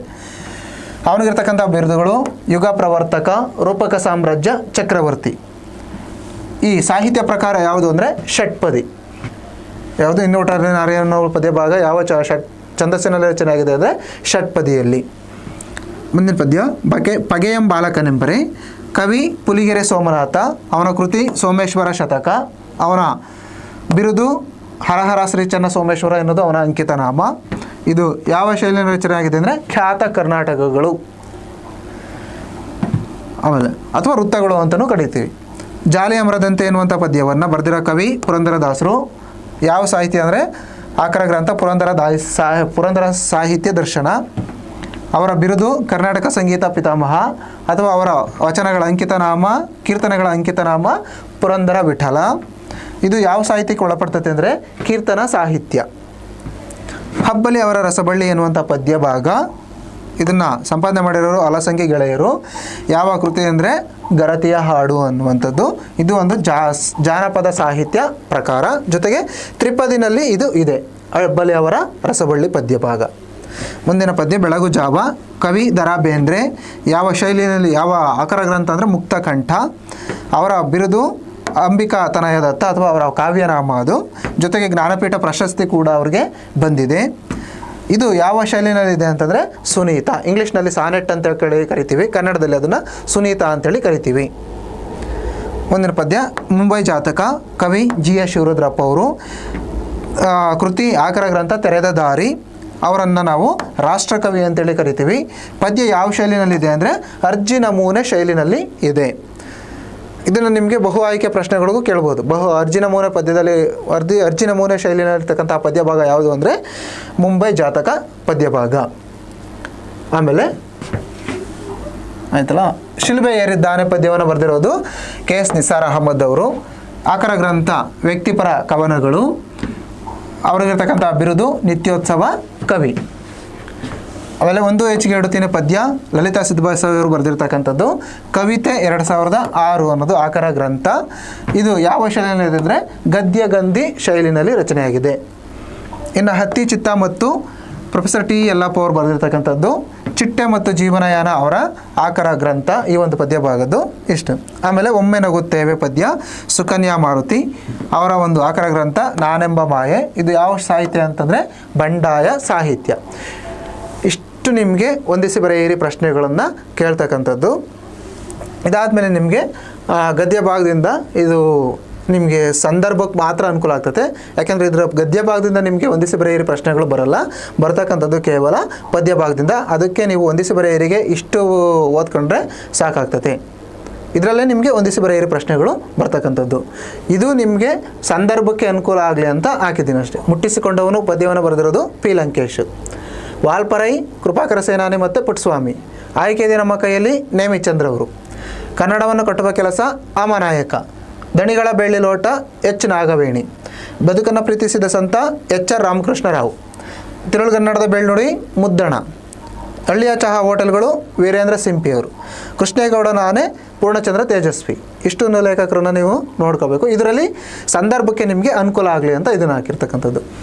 ಈಗ ನಾವು ಆ ಹೊಂದಿಸಿ ಬರೆಯಿರಿ ಪ್ರಶ್ನೆಗಳು ಯಾವ್ಯಾವು ಅಂತ ನೋಡೋಣ. ಯಾಕಂದರೆ ಬಿಟ್ಟ ಸ್ಥಳ ತುಂಬಿ ಪ್ರಶ್ನೆಗಳನ್ನ ಗಮನಿಸಿದ್ವಲ್ಲ, ಹಾಗೆಯೇ ಹೊಂದಿಸಿ ಬರೆಯಿರಿ ಪ್ರಶ್ನೆಗಳನ್ನು ನಿಮಗೆ ಚರ್ಚೆ ಮಾಡ್ತಾ ಹೋಗೋಣ.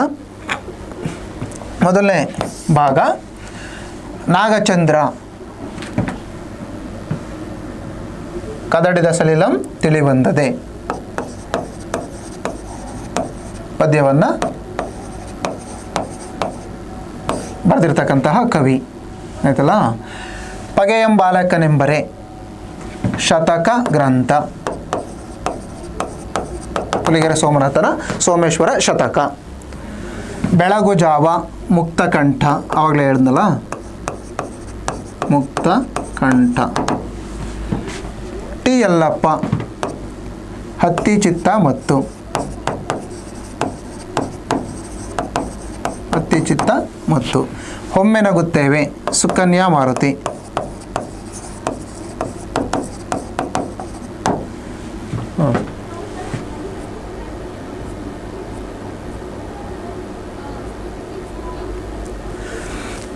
ನಾಗಚಂದ್ರ ಕದಡಿದ ಸಲಿಲಂ ತಿಳಿ ಬಂದದೆ. ಪಗೆಯಂ ಬಾಲಕನೆಂಬರೆ ಇದೊಂದು ಶತಕ ಗ್ರಂಥ. ಬೆಳಗು ಜಾವ ಪದ್ಯ ಮುಕ್ತಕಂಠ. ಟಿ ಯಲ್ಲಪ್ಪ ಹತ್ತಿ ಚಿತ್ತ ಮತ್ತು ಒಮ್ಮೆ ನಗುತ್ತೇವೆ ಸುಕನ್ಯಾ ಮಾರುತಿ. ಇದು ಹೊಂದಿಸಿ ಬರೆಯಿರಿ. ನೀವು ಪ್ರಶ್ನೆಗಳನ್ನ ಬರೆದು ಬಲಭಾಗದಲ್ಲಿ ಉತ್ತರವನ್ನು ಬರೀಬೇಕು. ಯಾವುದೇ ಕಾರಣಕ್ಕೂ ನೀವು ಗುರ್ತು ಹಾಕ್ಬೇಡ್ರಿ, 6 ಮಾರ್ಕ್ಗಳನ್ನು ಹಾಕ್ಬೇಡ್ರಿ ಹಿಂಗೆ ಆಯ್ತಲ್ಲ, ಅವೆಲ್ಲ ತಪ್ಪಾಗ್ತದೆ. ಪ್ರಶ್ನೆ ಮುಂದೆ ಉತ್ತರವನ್ನು ಬರೆಯಿರಿ, ಹೊಂದಿಸಿ ಬರೆಯಬೇಕು. ಎರಡನೇದು ನೋಡೋಣ. ಉರಿಲಿಂಗ ಪೆದ್ದಿ ವಚನಗಳು. ಕರ್ನಾಟ ಭಾರತ ಕಥಾಮಂಜರಿ ಯಾರು? ಕುಮಾರವ್ಯಾಸ.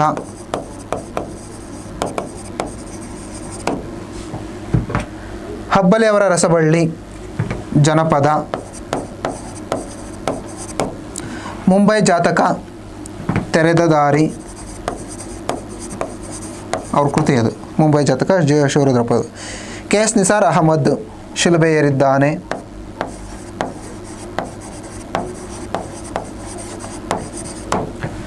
ಉರಿಲಿಂಗ ಪೆದ್ದಿ ವಚನಗಳು. ಕರ್ನಾಟ ಭಾರತ ಕಥಾಮಂಜರಿ ಕುಮಾರವ್ಯಾಸ. ಹಬ್ಬಲಿ ಅವರ ರಸಬಳ್ಳಿ ಜನಪದ ಸಾಹಿತ್ಯ. ಮುಂಬೈ ಜಾತಕ ತೆರೆದ ದಾರಿ. ಕೆ ಎಸ್ ನಿಸಾರ್ ಅಹಮದ್ ಶಿಲುಬೆ ಏರಿದ್ದಾನೆ. ಇದು ಸೂಕ್ತವಾದ ಹೊಂದಿಸಿ ಬರೆಯಿರತಕ್ಕಂಥದ್ದು. ಹಿಂಗೇನೆ ನೀವು ಬರೀಬೇಕು. ಪ್ರಶ್ನೆ ಬಲಗಡೆ ಉತ್ತರವನ್ನು. ಆಮೇಲೆ ಚಂಪು ಯಾವುದ್ರೊಳಗೆ ಬರ್ತದೆ? ನಾಗಚಂದ್ರ. ಬಸವಣ್ಣವರು ಕೂಡಲ ಸಂಗಮ ದೇವ.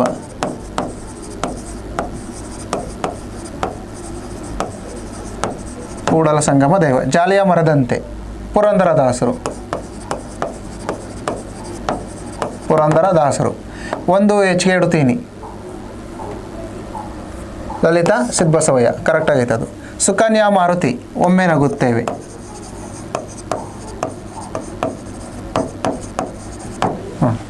ಈ ಥರ ನೀವು ಹೊಂದಿಸಿ ಬರೀಬೇಕು. ಚಂಪು ನಾಗಚಂದ್ರ, ಬಸವಣ್ಣವರು ಕೂಡಲ ಸಂಗಮ ದೇವ, ಜಾಲಿಯ ಮರದಂತೆ ಪುರಂದರದಾಸರು, ಒಂದು ಹೆಚ್ಚಿಗೆ ಇಡ್ತೀನಿ ಲಲಿತಾ ಸಿದ್ಬಸವಯ್ಯ, ಸುಕನ್ಯಾ ಮಾರುತಿ ಒಮ್ಮೆ ನಗುತ್ತೇವೆ. ಮುಂದಿನ ಹೊಂದಿಸಿ ಬರೆಯಿರಿ ಪ್ರಶ್ನೆ. ಕದಡಿದ ಸಲಿಲಂ ತಿಳಿ ಬಂದದೆ ಪಂಪ ರಾಮಾಯಣ.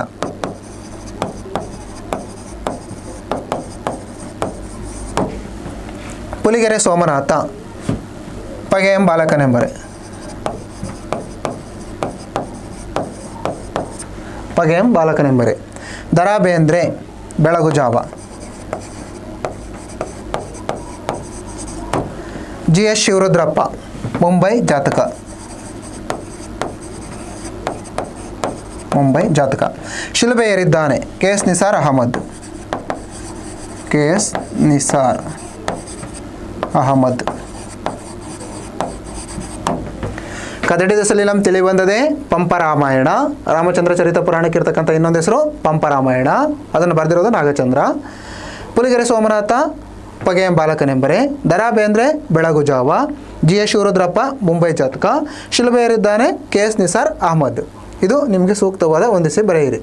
ಮುಂದಿನ ಹೊಂದಿಸಿ ಬರೆಯಿರಿ. ಉರಿಲಿಂಗ ಪೆದ್ದಿ.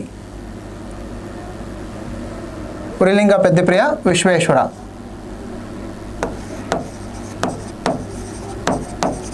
ಅದವನ ವಚನಗಳ ಅಂಕಿತನಾಮ. ಇನ್ನು ಹುಟ್ಟದರೆ ನಾರ್ಯರೆನ್ನವಲು ಷಟ್ಪದಿ. ಪುಲಿಗೆರೆ ಸೋಮನಾಥ ಹರಹರ ಶ್ರೀ ಚನ್ನ ಸೋಮೇಶ್ವರ.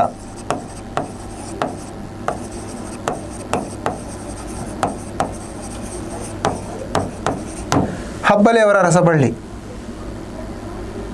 ತ್ರಿಪಾದಿ. ಹತ್ತಿ ಚಿತ್ತ ಮತ್ತು ಚಿಟ್ಟೆ ಮತ್ತು ಜೀವನಯಾನ, ಜೀವಯಾನ. ಉರಿಲಿಂಗ ಪೆದ್ದಿ ಪ್ರಿಯ ವಿಶ್ವೇಶ್ವರ. ಇನ್ನು ಹುಟ್ಟದೇರೆ ನಾರ್ಯರೆನ್ನುವಲು ಷಟ್ಪದಿ. ಪುಲಿಗೆರೆ ಸೋಮನಾಥ ಹರಹರ ಶ್ರೀ ಚನ್ನ ಸೋಮೇಶ್ವರ. ಹಬ್ಬಲಿಯವರ ರಸಬಳ್ಳಿ ತ್ರಿಪದಿ. ಹತ್ತಿ ಚಿತ್ತ ಮತ್ತು ಚಿಟ್ಟೆ ಮತ್ತು ಜೀವಯಾನ. ಮುಂದಿನ ಒಂದಿಸಿ ಬರೆಯಿರಿ ಪ್ರಶ್ನೆ. ಬಸವಣ್ಣವರು ಕೂಡಲ ಸಂಗಮ ದೇವ.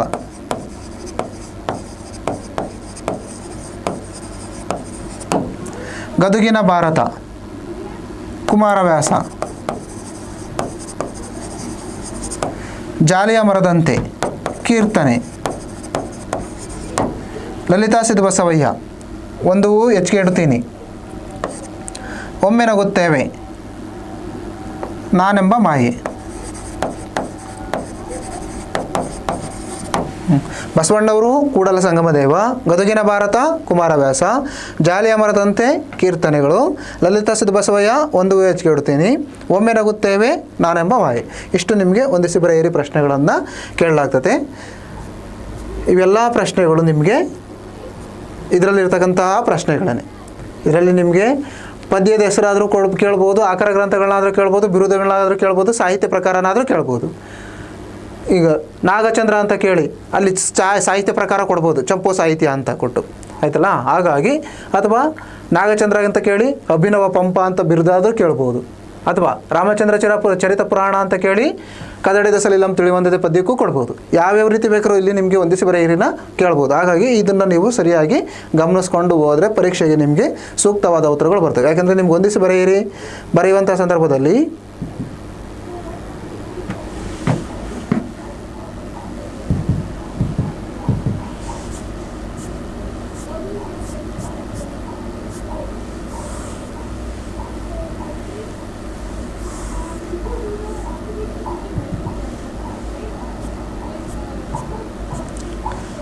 ಇವಾಗ ನೀವು ಒಂದಿಸಿ ಬರೀಬೇಕಾದ್ರೆ ಈ ಪ್ರಶ್ನೆಗೆ ಏನಾದ್ರು ತಪ್ಪು ಮಾಡಿದ್ರೆ ಇನ್ನೊಂದು ಪ್ರಶ್ನೆ ತಪ್ಪಾಗಿರ್ತದೆ. ಹಾಗಾಗಿ ಸೂಕ್ತವಾದ ಪ್ರಶ್ನೆಗಳನ್ನು ಉತ್ತರವನ್ನು ನೋಡಿಕೊಂಡು ನೀವು ಒಂದಿಸಿ ಬರೀಬೇಕು. ಇಷ್ಟು ನಿಮಗೆ ಒಂದಿಸಿ ಬರೆಯಿರಿ. ಬಿಟ್ಟ ಸ್ಥಳ ತುಂಬಿ ಜೊತೆಗೆ ಬಹು ಆಯ್ಕೆ ಪ್ರಶ್ನೆಗಳನ್ನು ನಾನು ಈಗಾಗಲೇ ಬೇಕಾದಷ್ಟು ಚರ್ಚೆ ಮಾಡಿದ್ದೀನಿ ಕಳೆದ ವಿಡಿಯೋಗಳಲ್ಲೆಲ್ಲ ತರಗತಿಗಳಲ್ಲಿ. ಆಮೇಲೆ ನಿಮಗೆ ಬರ್ತಕ್ಕಂಥದ್ದು ಒಂದಿಸಿ ಬರೆಯಿರಿ ಆದಮೇಲೆ 2-3 ವಾಕ್ಯದ ಪ್ರಶ್ನೆಗಳು. ಉದಾಹರಣೆಗೆ ಬಹುರೂಪಿಣಿ ವಿದ್ಯೆ ರಾವಣನಿಗೆ ಏನೆಂದು ಆಶ್ವಾಸನೆ ಕೊಡ್ತಿತ್ತು. ಏನಂತ ಆಶ್ವಾಸನೆ ಕೊಡ್ತದೆ? ಏನು ಶಾಂತಿ ಜನಪದದಲ್ಲಿ ಪ್ರಾರ್ಥನೆ ಮಾಡ್ತಿರ್ತಕ್ಕಂಥ ರಾವಣನಿಗೆ ಚಕ್ರಧರಿಯಾದ ಲಕ್ಷ್ಮಣನನ್ನು, ಚರಮದೇಹಧಾರಿಯಾದ ರಾಮಸ್ವಾಮಿಯನ್ನು ಉಳಿಯಲು ಬಿಟ್ಟು ಉಳಿದವರನ್ನು ನಾನು ಕೊಲ್ಲೋದಕ್ಕೆ ಸಹಾಯ ಮಾಡ್ತೀನಿ, ಉಳಿದವರನ್ನು ನಾನು ಉಳಿಯೋದಕ್ಕೆ ಬಿಡ್ತೀನಾ ಎನ್ನುವ ಆಶ್ವಾಸನೆಯನ್ನು ಬಹುರೂಪಿಣಿ ವಿದ್ಯೆ ಕೊಡ್ತತೆ. ಇಷ್ಟು ಉತ್ತರವನ್ನು ನೀವು ಈ ಒಂದು ಪ್ರಶ್ನೆಗೆ ಬರೀಬೇಕು. ಮುಂದಿನ ಪ್ರಶ್ನೆ, ರಾವಣ ತನ್ನ ಅಂತಃಪುರದ ಸ್ತ್ರೀಯರನ್ನು ಹೇಗೆ ಸಂತೈಸಿದನೆಂದರೆ ನಿಮಗಿಷ್ಟು ಭಂಗವನ್ನು ಉಂಟು ಮಾಡಿದಂತಹ ಅಂಗದಾದಿಗಳನ್ನು ಹುಬ್ಬುಗಂಟಿಕ್ಕುವ ಮಾತ್ರದಲ್ಲೇ ಬಂಧಿಸಿ ಸೆರೆ ಹಿಡಿದು ನಿಮ್ಮ ಮುಂದೆ ಬಹು ಪ್ರಕಾರದಿಂದ ಅವರಿಗೆ ಶಿಕ್ಷೆಯನ್ನು ಕೊಡ್ತೀನಿ ಅಂತೇಳಿ ಸಮಾಧಾನವನ್ನು ಪಡಿಸ್ತಾನೆ. ಮುಂದಿನ ಪ್ರಶ್ನೆ, ಸೀತೆಯ ತಲ್ಲಣಕ್ಕೆ ಕಾರಣವೇನು? ರಾಮ ಲಕ್ಷ್ಮಣರಿಗೆ ಸಂಬಂಧಿಸಿದಂಥ ಅವನು ಭೋಂಕನೆ ಏನು ಪ್ರಮದವನ ಕಡೆ ಬರ್ತಾ ಇರ್ತಾನಲ್ವ, ಅದನ್ನು ಕಚಾರಕಾಂತೆಯರು ಸೀತಾದೇವಿಗೆ ತೋರಿಸ್ತಾರೆ. ಅವಾಗ ಅವಳು ಗಾಬರಿಗೆ ಒಳಗಾಗ್ತಾಳೆ, ತಲ್ಲಣಕ್ಕೆ ಒಳಗಾಗ್ತಾಳೆ, ಆತಂಕಕ್ಕೆ ಒಳಗಾಗ್ತಾಳೆ. ಯಾವ ರೀತಿಯಾಗಿ ಅಂತಂದರೆ ರಾಮ ಲಕ್ಷ್ಮಣರಿಗೆ ಸಂಬಂಧಿಸಿದಂಥ ಯಾವ ಯಾವ ಕೆಟ್ಟ ವಾರ್ತೆಯನ್ನು ರಾವಣ ಒತ್ತು ನನಗೆ ಹೇಳೋಕ್ಕೆ ತರ್ತಾ ಇದ್ದಾನೋ ಅಂತೇಳಿ ಅವಳು ತಲ್ಲಣಕ್ಕೆ ಒಳಗಾಗ್ತಾಳೆ. ಇಷ್ಟು ಉತ್ತರವನ್ನು ನೀವು ಈ ಪ್ರಶ್ನೆಗೆ ಬರೀಬೇಕು. ಮುಂದಿನ ಪ್ರಶ್ನೆ, ರಾವಣನು ಅಂತಿಮವಾಗಿ ಯಾವ ನಿರ್ಧಾರಕ್ಕೆ ಬರ್ತಾನೆ? ರಾವಣ ಅಂತಿಮವಾಗಿ ಏನು ಮಾಡ್ತಾನೆ? ರಣಭೂಮಿಯಲ್ಲಿ ತನ್ನ ಬಾಹುಬಲವನ್ನು ಎರಡೂ ಪಕ್ಷಗಳು ಹೊರಗಳುವಂತೆ ಮಾಡಿ ರಾಮ ಲಕ್ಷ್ಮಣರನ್ನು ರಥಹೀನರನ್ನಾಗಿ ಮಾಡಿ ಅವರಿಬ್ಬರನ್ನ ಸೆರೆ ಹಿಡಿದು ರಣಭೂಮಿಯಲ್ಲಿ ಆನ ಮೇಲೆ ನಾನು ಸೀತೆಯನ್ನು ರಾಮನಿಗೆ ಒಪ್ಪಿಸ್ತೀನಿ ಎನ್ನುವ ನಿರ್ಧಾರಕ್ಕೆ ಬರ್ತಾನೆ. ಇಷ್ಟು ಉತ್ತರವನ್ನು ನೀವು ಈ ಪ್ರಶ್ನೆಗೆ ಬರೀಬೇಕು. ಮುಂದಿನ ಪ್ರಶ್ನೆ, ಬೆಳಕು ಬೇಟೆಗಾರ ಹೇಗೆ ಬರುತ್ತಾನೆ? ಬೆಳಗು ಜಾವ ಪದ್ಯ ಭಾಗ. 7 ಚಿನ್ನ ಬೆಳಗಾಯಿತು ಅಣ್ಣ ಎಂದು ಕವಿ ಬೇಂದ್ರೆ ಅವರು ಮಲಗಿರುವ ಮನಸ್ಸುಗಳನ್ನು ಎಬ್ಬಿಸ್ತಾ ಮೂಡಲ ದಿಕ್ಕಿನಲ್ಲಿ ಸೂರ್ಯ ಉದಯಿಸ್ತಾ ಇದ್ದಾನೆ. ಆ ಸಂದರ್ಭದಲ್ಲಿ ನಕ್ಷತ್ರಗಳೆಲ್ಲ ಜಾರಿ ಹೋಗ್ತಾ ಇದ್ದಾವೆ, ಕತ್ತಲು ಸೋರಿ ಹೋಗ್ತಾ ಐತೆ. ಆಗ ಮಾರನು ತನ್ನ ಜೇನೊಣದ ಹೆದೆಗೆ ಹೂಬಾಣವನ್ನು ಹೂಡಿ ಅರಲಂಬುಗಳಿಲ್ಲದ ಮನ್ಮಾತರ ಏನು ಹೂಬಾಣವನ್ನು ಹೂಡಿ ಬೆಳಕಿನ ಬೇಟೆಗಾರ ಆಗಮನಿಸ್ತಾನೆ. ಮುಂದಿನ ಪ್ರಶ್ನೆ, ಧನ ಮತ್ತು ಸುತನ ವಿಷಯದಲ್ಲಿ ಸೋಮನಾಥನ ಅಭಿಪ್ರಾಯವೇನು? ಧನವನ್ನು ನಮ್ಮ ಕೈಲಿ ಅನುಭವಿಸೋಕ್ಕಾಗದೇ ಇರತಕ್ಕಂಥ ಎಷ್ಟೇ ಹಣ ಸಂಪತ್ತನ್ನು ನಾವು ಕ್ರೋಢೀಕರಿಸಿದ್ರು ಅದು ವ್ಯರ್ಥ ಆಗ್ತದೆ. ಹಾಗೆ ತಂದೆ ತಾಯಿಗಳು ವೃದ್ಧಾಪ್ಯದಲ್ಲಿರುವಂಥ ಸಂದರ್ಭದಲ್ಲಿ ಒಬ್ಬ ಮಗನ ಆದ್ಯ ಕರ್ತವ್ಯ ಏನು ಅಂದರೆ ಅವರನ್ನು ನೋಡ್ಕೊಳ್ತಕ್ಕಂಥದ್ದು. ಒಂದು ವೇಳೆ ಅವರನ್ನು ನೋಡ್ಕೊಳ್ಳೋಕ್ಕಾಗದೇ ಇರತಕ್ಕಂಥ ಮಗ ಇದ್ದರೂ ಕೂಡ ಯಾವುದೇ ಪ್ರಯೋಜನ ಇಲ್ಲ ಅನ್ನೋದನ್ನು ಸೋಮನಾಥ ತಿಳಿಸಿದ್ದಾನೆ. ಮುಂದಿನ ಪ್ರಶ್ನೆ, ರಾಜ ಮತ್ತು ಮಂತ್ರಿಗಳಿಗೆ ಇರಬೇಕಾದಂಥ ಅರ್ಹತೆಗಳು ಯಾವ್ಯಾವು? ಒಬ್ಬ ರಾಜನಾದವನಿಗೆ ಕೋಪವನ್ನು ತ್ಯಜಿಸುವಂತಹ ಗುಣ ಇರಬೇಕು, ತಾಳ್ಮೆ ಇರಬೇಕು ಅವನಿಗೆ. ಮಂತ್ರಿ ಆದವನಿಗೆ ಲೋಕದ ನಾನಾ ಚಮತ್ಕಾರಗಳು ಗೊತ್ತಿರಬೇಕು. ಮುಂದಿನ ಪ್ರಶ್ನೆ, ಬೆಳಕು ಬೇಟೆಗಾರ ಹೇಗೆ ಬರ್ತಾನೆ? ಬೇಟೆಗಾರ ಬರುವಂಥ ಸಮಯದಲ್ಲಿ ಮೂಡನ ದಿಕ್ಕಿನಲ್ಲಿ ಪೂರ್ವ ದಿಕ್ಕಿನಲ್ಲಿ ಸೂರ್ಯ ಉದಯ ಆಗ್ತಿದ್ದಾನೆ ಅಂದರೆ ನಕ್ಷತ್ರಗಳು ಜಾರಿ ಹೋಗ್ತವೆ, ತಮ್ಮ ಕತ್ತಲು ಸೋರಿ ಹೋಗ್ತದೆ. ಆಗ ಮಾರನು ತನ್ನ ಜೀರ್ಣದ ಎದೆಗೆ ಹೂಬಾಣವನ್ನು ಹೂಡಿ ಬೆಳಕಿನ ಬೇಟೆಗಾರ ಆಗಮನಿಸ್ತಾನೆ. ಇದು ಬೆಳಗು ಜಾವ ಪದ್ಯಭಾಗದಲ್ಲಿ ಬರುವಂಥ ಪ್ರಶ್ನೆ. ಉಸಿನಿದ್ದೆ ಸಾಕು ಎಂದು ಎದ್ದೇಳಿ ಎಂದು ಕವಿ ಮಕ್ಕಳಿಗೆ ಹೇಳಲು ಕಾರಣವೇನು? ಮುಂದಿನ ಪ್ರಶ್ನೆ, ಕವಿಯ ಪ್ರಕಾರ ಉಸಿನಿದ್ದೆ ಅನ್ನೋದು ಸೋಮಾರಿಗಳ ಲಕ್ಷಣ ಆಗಿದೆ. ಅಲ್ಲದೆ ಉಸಿನಿದ್ದೆಯಲ್ಲಿ ತೊಡಗಿದರೆ ಜೀವನದ ಮುಂದಿನ ಮಧುರ ಕ್ಷಣಗಳಿಂದ ದೂರ ಇರಬೇಕಾಗ್ತದೆ. ಹಾಗಾಗಿ ಬಾಳಿನಲ್ಲಿ ಹೆಚ್ಚು ಹೆಚ್ಚು ಉತ್ಸಾಹದಿಂದ ಕಾರ್ಯಪ್ರವೃತ್ತರಾದಾಗ ನಮ್ಮ ತುಂಬಿದ ಜೀವನ ಮುನ್ನಡೆಸೋದಕ್ಕೆ ಸಾಧ್ಯವಾಗ್ತದೆ. ಅದಕ್ಕೋಸ್ಕರ ತುಂಬಿರುವ ಜೀವನ ತುಂಬಿ ಕುಡಿಯಬೇಕು ಅಂತೇಳಿ ಬೇಂದ್ರೆ ಅವರು ಇಲ್ಲಿ ತಿಳಿಸ್ತಾರೆ. ಮುಂದಿನ ಪ್ರಶ್ನೆ, ಬಾನು ಮತ್ತು ಮರದ ನಿತ್ಯ ನ್ಯೂನತೆಯ ಬಗ್ಗೆ ಕವಿ ಏನು ಹೇಳಿದ್ದಾರೆ? ಬಾನು ಅಂದರೆ ಆಕಾಶ ಯಾವಾಗ ಬೇಕಾದರೂ ಪ್ರಕಾಶಮಾನವಾಗಿ ಹೊಳಿಬಹುದು, ಮರ ಯಾವಾಗ ಬೇಕಾದರೂ ಚಿಗುರಬಹುದು. ಆದರೆ ಈ ಬೆಳಗು ಜಾವ ಯೌವನ ಏನಿದೆ ಇದು ಮತ್ತೊಮ್ಮೆ ಬರೋದಕ್ಕೆ ಸಾಧ್ಯವಿಲ್ಲ. ಒಬ್ಬ ವ್ಯಕ್ತಿಯ ಜೀವನದಲ್ಲಿ ಒಮ್ಮೆನೇ ಈ ಯೌವನ ಅನ್ನೋದು ಬರೋದು. ಹಾಗಾಗಿ ಇವುಗಳನ್ನು ಈ ಒಂದು ಯೌವನವನ್ನು ನಾವು ಸಾರ್ಥಕಪಡಿಸ್ಕೊಳ್ಬೇಕು ಅನ್ನೋದನ್ನು ಇವೆರಡೂ ಬಾನು ಮತ್ತು ಮರಕ್ಕೆ ಉದಾಹರಣೆಯಾಗಿ ಕೊಟ್ಟು ಹೋಲಿಕೆ ಮಾಡಿ ಕವಿ ಹೇಳಿದ್ದಾರೆ. ಮತ್ತೆ ಪ್ರಶ್ನೆ, ಮುಂದೊಂದು ಪ್ರಶ್ನೆ, ಕ್ರಿಸ್ಮಸ್ ಮನೆಗೆ ಏನನ್ನ ಒತ್ತು ತಂದಿದೆ? ಕ್ರಿಸ್ಮಸ್ ಹಬ್ಬ ಮಾಡಬೇಕಾದ್ರೆ ಡಿಸೆಂಬರ್ 25ನೇ ತಾರೀಕು ಏನೇನು ಮಾಡ್ತಾರೆ ಅಂದರೆ ಕ್ರಿಸ್ಮಸ್ ಮನೆಗೆ ಕೇಕು, ಚಳಿ, ನಕ್ಷತ್ರ, ದೀಪ, ಪ್ಲಾಸ್ಟಿಕ್ ನಕಲಿನ ಗಿಡ, ಅದಕ್ಕೆ ಮಂಜಿನ ಕೆಲಸ ಮಾಡಿದೆ ಹತ್ತಿ, ಇವೆಲ್ಲದರ ನಡುವೆ ಬೆಚ್ಚನೆಯ ಪ್ರಾರ್ಥನೆಗಳನ್ನು ತಂದಿದೆ. ಇಷ್ಟು ಉತ್ತರವನ್ನು ನೀವು ಬರೀಬೇಕು. ಮುಂದಿನ ಪ್ರಶ್ನೆ, ಶಿಲುಬೆಗೇರಿಸಿದವರ ಯೇಸುವಿನ ದೇಹ ಯಾರಿಗೆ ಏನನ್ನುವಂತಿದೆ? ಶಿಲುಬೆಗೇರಿಸಿದ ಯೇಸುವಿನ ದೇಹ ತನ್ನನ್ನು ಶಿಲುಬೆಗೇರಿಸಿದ ಬರಬ್ಬನ ವಕಾಲತ್ತು ನಡೆಸಿದವರು ನೀವು. ಜೊತೆಗೆ ನಡೆಸಿದವರೇ, ಎಡಕ್ಕೊಬ್ಬ ಬಲಕ್ಕೊಬ್ಬ ಕಳ್ಳನ ತೂಗಿ ಸನ್ಮಾನಿಸಿದವರು ಮನ್ನಿಸಲಿ ನಿಮ್ಮನ್ನು ಆ ದೇವರು ಕೂಡ ಎಂದು ಆ ಶಿಲುಬೆಗೇರಿಸಿದವರ ಜೀಸಸ್ನ ಒಂದು ಮುಖಮುದ್ರೆ ನುಡಿವಂತಿದೆ. ಮುಂದಿನ ಪ್ರಶ್ನೆ, ಶಿಲುಬೆಗೇರಿಸಿದ ಗುಣಗಳು ಇಂದು ಯಾವ ಯಾವ ವೇಷ ತಾಳಿವೆ? ಶಿಲುಬೆಗೇರಿಸಿದವರ ಗುಣಗಳು ಇಂದು ಕಾಲರಾಜನ ಗುಜರಿ ಸೇರಿಲ್ಲ, ಬದಲಾಗಿ ಅವು ವೇಷ ಮರೆಸ್ಕೊಂಡಿದ್ದಾವೆ ಅಷ್ಟೇ. ಅಧಿಕಾರದ ಬಲಿಷ್ಠ ಕೈಗಳು, ಎದೆ ಆಳದ ಮುಯ್ಯಿಗಳು, ರೈಫಲ್ಲು, ಟ್ಯಾಂಕು, ಬಾಂಬು, ಗ್ರೆನೇಡು ಇವುಗಳ ದ್ವೇಷವನ್ನು ಹೊಸ ರೂಪವನ್ನು ತಾಳಿದವೆ. ಮುಂದಿನ ಪ್ರಶ್ನೆ, ಬಸಲಿಂಗನಿಗೆ ಅದು ಪುರುಸೊತ್ತಿಲ್ಲದ ಕಾಲ ಯಾಕೆ ಅಂದರೆ ಅದು ಮುಂಗಾರು ಮಳೆಯ ಸಂದರ್ಭದಲ್ಲಿ ಕೃಷಿಯನ್ನು ಮಾಡುವಂತಹ ಸಮಯ ಅದು ಆಗಿತ್ತು. ಒಂದು ವೇಳೆ ಬಸಲಿಂಗ ಉಳುಮೆ ಮಾಡುವುದನ್ನು 4 ದಿನ ತಡ ಮಾಡಿದ್ರೆ ನೇಗಿಲಿನ ತುದಿ ಅಥವಾ ಕುಳ ನೆಲದಲ್ಲಿ ನಾಟುವುದಿಲ್ಲ, ಕಷ್ಟ ಆಗ್ತಿತ್ತು. ಅದು ಅಲ್ಲದೆ ಆತನ 2 ಎತ್ತುಗಳು ಒಂದಕ್ಕಿಂತ ಒಂದು ಸೋಮಾರಿ ಆಗಿದ್ವು. ಅವುಗಳನ್ನು ಸಾಟಿ ಮಾಡೋದಕ್ಕೆ ಅವನಿಗೆ ಸುಳ್ಳು ಹೇಳಕ್ಕೆ ಬರ್ತಿರ್ಲಿಲ್ಲ. ಅದಕ್ಕೋಸ್ಕರ ಅವನಿಗೆ ದೊಡ್ಡ ಯೋಚನೆ ಕೂಡ ಆಗಿತ್ತು. ಇನ್ನೊಂದು ಕಡೆ ಮಗುವಿನ ಮೈಗೆ ಹುಷಾರಿಲ್ಲ, ಕೆಮ್ಮು ಸಮಸ್ಯೆ ಆಗಿದೆ. ಹಾಗಾಗಿ ಶಿವನೂರು ಸ್ವಾಮಿಗಳಿಗೆ ತೋರಿಸ್ಬೇಕು ಅಂತ ಹೆಂಡತಿ ಸಿದ್ಲಿಂಗಿ ಹೇಳ್ತಾ ಇರ್ತಾಳೆ. ಇಷ್ಟು ಸಮಸ್ಯೆಗಳು ಅವನು ಎದುರಿಸಿದ್ದಂತಹ ಸಮಸ್ಯೆಗಳಾಗಿದ್ವು. ಮುಂದಿನ ಪ್ರಶ್ನೆ, ಹೆಂಡತಿ ಸಿದ್ಲಿಂಗಿ ಏನು ಹೇಳ್ತಾ ಇದ್ಲು? ಬಸಲಿಂಗನಿಗೆ ಗೇಯಬೇಕಾದ ಅನಿವಾರ್ಯತೆ ಒಂದು ಕಡೆ ಆದರೆ ಇನ್ನೊಂದು ಕಡೆ ಅವನ ಎತ್ತುಗಳು ಸೋಮಾರಿಗಳಾಗಿದ್ವು. ಅವನ ಸಾಟಿ ಮಾಡೋದಕ್ಕೆ ಅವನ ಕೈಲಾಗ್ತಿರ್ಲಿಲ್ಲ. ಜೊತೆಗೆ ಅವನ ಹೆಂಡತಿ ಏನು ಹೇಳ್ತಾ ಇದ್ಲು ಅಂದರೆ ಮಗುವಿಗೆ ಮೈ ಸರಿ ಇಲ್ಲ, ಕೆಮ್ಮಾಗಿದೆ, ಇನ್ನು ಏನು ತಾವು ಮಾಡಿದ್ರು ಕೆಮ್ಮು ಸರಿ ಹೋಗ್ತಿಲ್ಲ, ಹಾಗಾಗಿ ಶಿವನೂರು ಸ್ವಾಮಿಗಳಿಗೆ ತೋರಿಸ್ಬೇಕು ಅಂತ ಅವಳು ಹೇಳ್ತಾಳೆ ಹೊರತು ವೈಜ್ಞಾನಿಕವಾಗಿ ನಾವು ಆಸ್ಪತ್ರೆಗೆ ಕರ್ಕೊಂಡು ಹೋಗೋಣ ಅಂತ ಅವಳು ಹೇಳೋದಿಲ್ಲ. ಇಷ್ಟು ವಿಚಾರಗಳನ್ನು ನೀವು ಈ ಒಂದು ಪ್ರಶ್ನೆಗೆ ಬರೀಬೇಕು. ಮುಂದಿನ ಪ್ರಶ್ನೆ, ಹೆಂಡತಿ ಸಿದ್ಲಿಂಗಿ ಏನು ಹೇಳ್ತಾ ಇದ್ಲು? ಅದಾಯ್ತಲ್ಲ, ಸಿದ್ಲಿಂಗಿ ಏಕೆ ರಾಧಾಂತ ಮಾಡಿದಳು? ಯಾಕೆ ರಾಗದಂತ ಮಾಡೋದಿಲ್ಲ ಅಂದರೆ ಬಸಲಿಂಗನಿಗೆ ಕಣ್ಣು ನೋವು ಶುರುವಾಗಿರ್ತದೆ. ಹಾಗಾಗಿ ಅವನೇನು ಮಾಡಿರ್ತಾನೆ, ಸರ್ಕಾರಿ ವೈದ್ಯನಾಗಿರ್ತಕ್ಕಂಥ ಡಾಕ್ಟರ್ ತಿಮ್ಮಪ್ಪನ ಹತ್ರ ಹೋಗಿ ಆಪರೇಷನನ್ನು ಮಾಡಿಸ್ಕೊಂಡು ಬಂದಿರ್ತಾನೆ. ಆದರೆ ಡಾಕ್ಟರ್ ತಿಮ್ಮಪ್ಪ ವಲಯ ಜಾತಿಗೆ ಸೇರಿದ ಅಸ್ಪೃಶ್ಯ ಜಾತಿಗೆ ಸೇರಿದಂಥ ವ್ಯಕ್ತಿ ಆಗಿರ್ತಾನೆ. ಹಾಗಾಗಿ ತನ್ನ ಜಾತಿ ಕೆಡಿಸಿದ ನಮಗೆ ಮಡಿಯಾಗಿದೆ, ಮೈಲಿಗೆ ಆಗಿದೆ, ಸೂತ್ಕಾಗಿದೆ ಅಂತ ಹೇಳ್ಬಿಟ್ಟು ಅವಳೇನು ಮಾಡ್ತಾಳೆ, ರಾದ್ದಾಂತವನ್ನು ಮಾಡ್ತಾಳೆ. ಇಷ್ಟು ಉತ್ತರವನ್ನು ನೀವು ಈ ಒಂದು ಪ್ರಶ್ನೆಗೆ ಬರೀಬೇಕು. ಮುಂದಿನ ಪ್ರಶ್ನೆ, ಚಂದ್ರಪ್ಪ ಬಸಲಿಂಗನಿಗೆ ತಿಮ್ಮಪ್ಪನ ಬಗ್ಗೆ ಕೊಟ್ಟ ಅಭಿಪ್ರಾಯ ಏನು? ತಿಮ್ಮಪ್ಪನವರ ಆದೇಶದ ಮೇರೆಗೆ ಡಾಕ್ಟರ್ ಚಂದ್ರಪ್ಪನವರಿಗೆ ಬಳಿಗೆ ಬಂದಂತಹ ಬಸಲಿಂಗನ ಪರೀಕ್ಷಿಸಿದ ಚಂದ್ರಪ್ಪ ಬಸಲಿಂಗನ ಎಡಗಣ್ಣಿನ ಪೂರ್ತಿ ಚರಿತ್ರೆಯನ್ನು ತಿಳಿದು ಹೀಗೆ ಹೇಳ್ತಾರೆ, ಡಾಕ್ಟರ್ ತಿಮ್ಮಪ್ಪನವರಿಂದ ಆಗದೇ ಇರತಕ್ಕಂಥ ಕೆಲಸ ನಮ್ಮಿಂದ ಆಗೋದಕ್ಕೆ ಸಾಧ್ಯವೇ ಇಲ್ಲ. ನಮ್ಮ ವೈದ್ಯ ಲೋಕ ಬಲ್ಲಂತ ಅತ್ಯಂತ ಪ್ರಾಮಾಣಿಕ ಪ್ರತಿಭಾವಂತ ಡಾಕ್ಟರು ತಿಮ್ಮಪ್ಪ. ಈ ರೋಗಕ್ಕೆ ಅವರ ವಲಯಕ್ಕೆ ಸೇರಿದ್ದು, ನೀನು ಅವರನ್ನು ನೋಡಿದ್ರೆ ಮಾತ್ರ ಇರ್ತಕ್ಕಂಥ ಒಂದು ಕಣ್ಣು ಉಳಿಯುತ್ತೆ ಅಂತೇಳಿ ಅವರು ಹೇಳ್ತಾರೆ. ಮುಂದಿನ ಪ್ರಶ್ನೆ, ಕನ್ನಡದಲ್ಲೇ ಲೇಖಕರಲ್ಲಿ ಕನ್ನಡದ ಪ್ರೀತಿ ಹುಟ್ಟಿದ್ದು ಹೇಗೆ ಸ್ಫುರಿಸಿದ್ದು ಅಂತ. ಯಾರ್ಯಾರ ವಿಚಾರಧಾರೆಗಳಿಂದ? ಮಾಸ್ತಿ, ಕುವೆಂಪು, ತೀನಂಶ್ರೀ ಇವರ ವಿಚಾರ ಕೃತಿಗಳನ್ನು ಓದಿದಾಗ ಅವರಿಗೆ ಕನ್ನಡದ ಬಗ್ಗೆ ಅಭಿಮಾನ ಅನ್ನೋದು ಹುಟ್ಕೊಳ್ತದೆ. ಮುಂದಿನ ಪ್ರಶ್ನೆ, ಕರ್ನಾಟಕದಲ್ಲಿ ಕನ್ನಡಕ್ಕೆ ಯಾವ್ಯಾವ ಸ್ಥಾನ ಇರಬೇಕೆಂದು ಆಮನಾಯಕ ಹೇಳಿದ್ದಾರೆ. ಯಾವ್ಯಾವ ಭಾಷೆಗೆ ಯಾವ್ಯಾವ ಸ್ಥಾನವಿರಬೇಕೋ ಆ ಮರ್ಯಾದೆಯನ್ನು ನಾವು ಯಾವತ್ತಿಗೂ ಮೀರಬಾರ್ದು. ಕರ್ನಾಟಕದಲ್ಲಿ ಕನ್ನಡವೇ ಪ್ರಥಮ ಪ್ರಧಾನ, ರಾಜ, ರಾಣಿ, ರಾಜ್ಕುಮಾರ ಎಲ್ಲ ಆಗಬೇಕು. ಮಿಕ್ಕ ಯಾವುದೇ ಭಾಷೆ ಆದರೂ ಇಲ್ಲಿ ಸೇವಕನ ಸ್ಥಾನದಲ್ಲಿ ಇರಬೇಕು ಅಂತೇಳಿ ಆಮನಾಯಕ ತಿಳಿಸ್ತಾರೆ.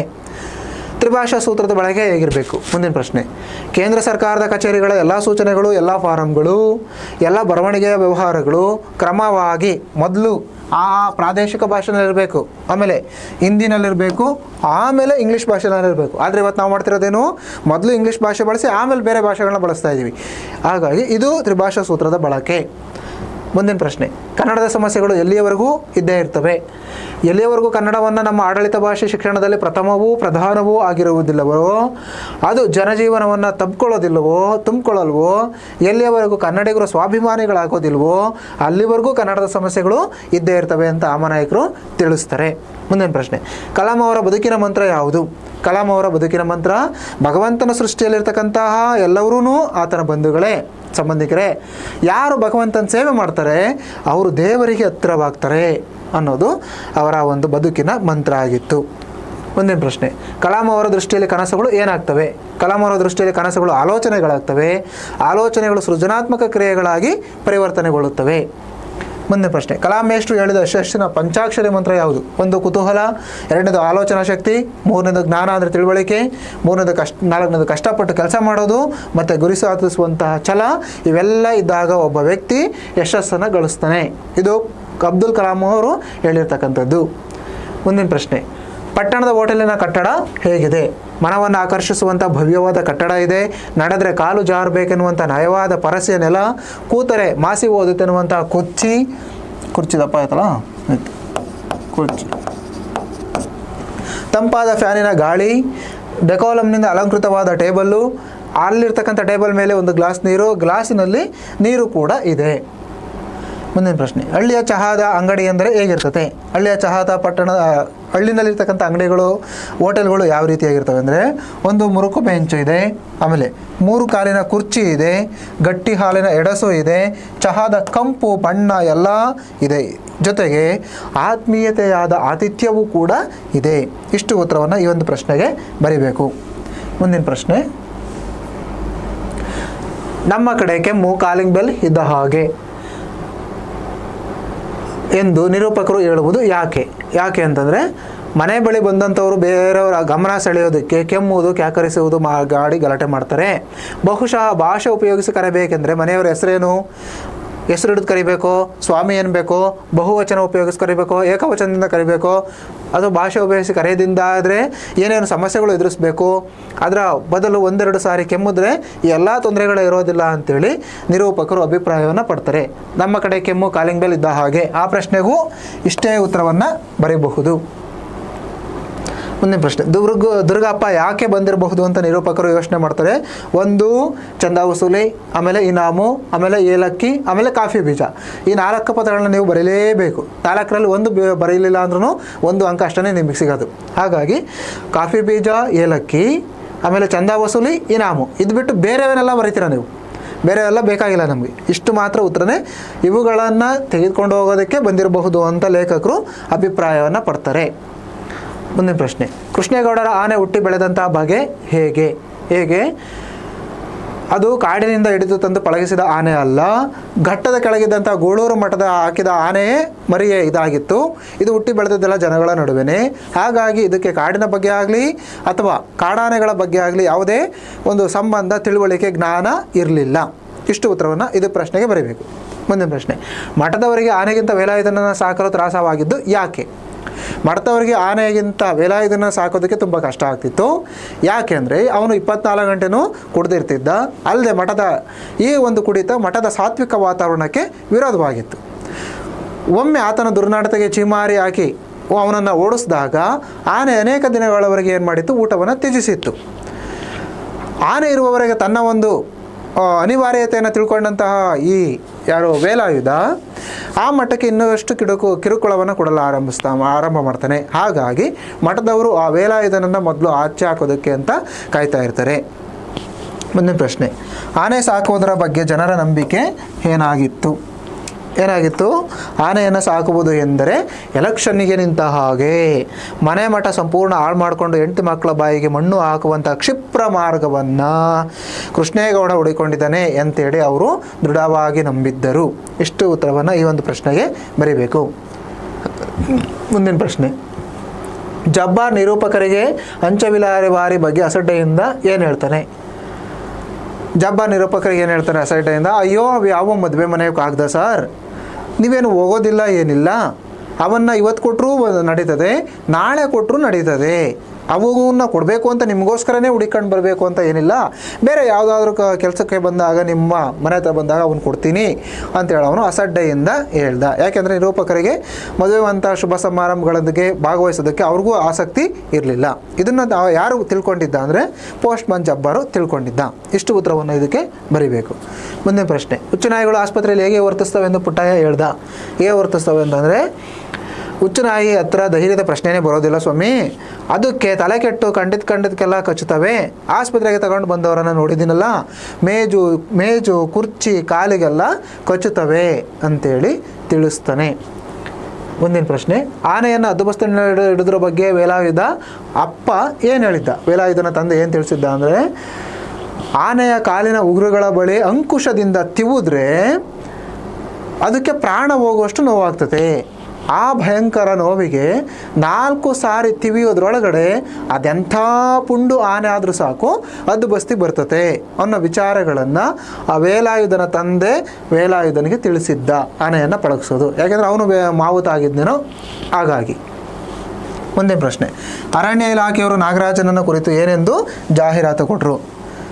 ನಾಗರಾಜ ಕಾಣೆಯಾಗಿರೋದನ್ನು ಅವರೆಲ್ಲರೂ ಸೇರಿ ಅರಣ್ಯ ಇಲಾಖೆಯವರು ಏನಂತ ಜಾಹೀರಾತನ್ನು ಕೊಡ್ತಾರೆ ಅಂದರೆ, ನಾಗರಾಜನ ಫೋಟೋವನ್ನು ಪತ್ರಿಕೆಗಳಲ್ಲಿ ಕೊಟ್ಟು ಮನೆಯವರು, ಹೆಂಡತಿ ಮಕ್ಕಳು, ಜೊತೆಗೆ ನಮ್ಮ ಅಧಿಕಾರಿಗಳು, ಮೇಲಾಧಿಕಾರಿಗಳು, ಜೊತೆಗೆ ಊರಿನ ಜನರು ಎಲ್ಲರೂ ನಿನ್ನ ನಿರೀಕ್ಷೆಯಲ್ಲಿ ಇದ್ದೀವಿ, ನೀವು ಬರ್ತೀರಾ ಅಂತ.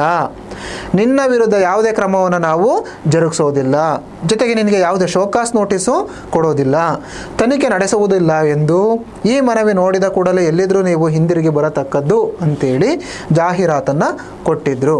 ಇಷ್ಟು ಉತ್ತರವನ್ನು ನೀವು ಬರಿಬೇಕು.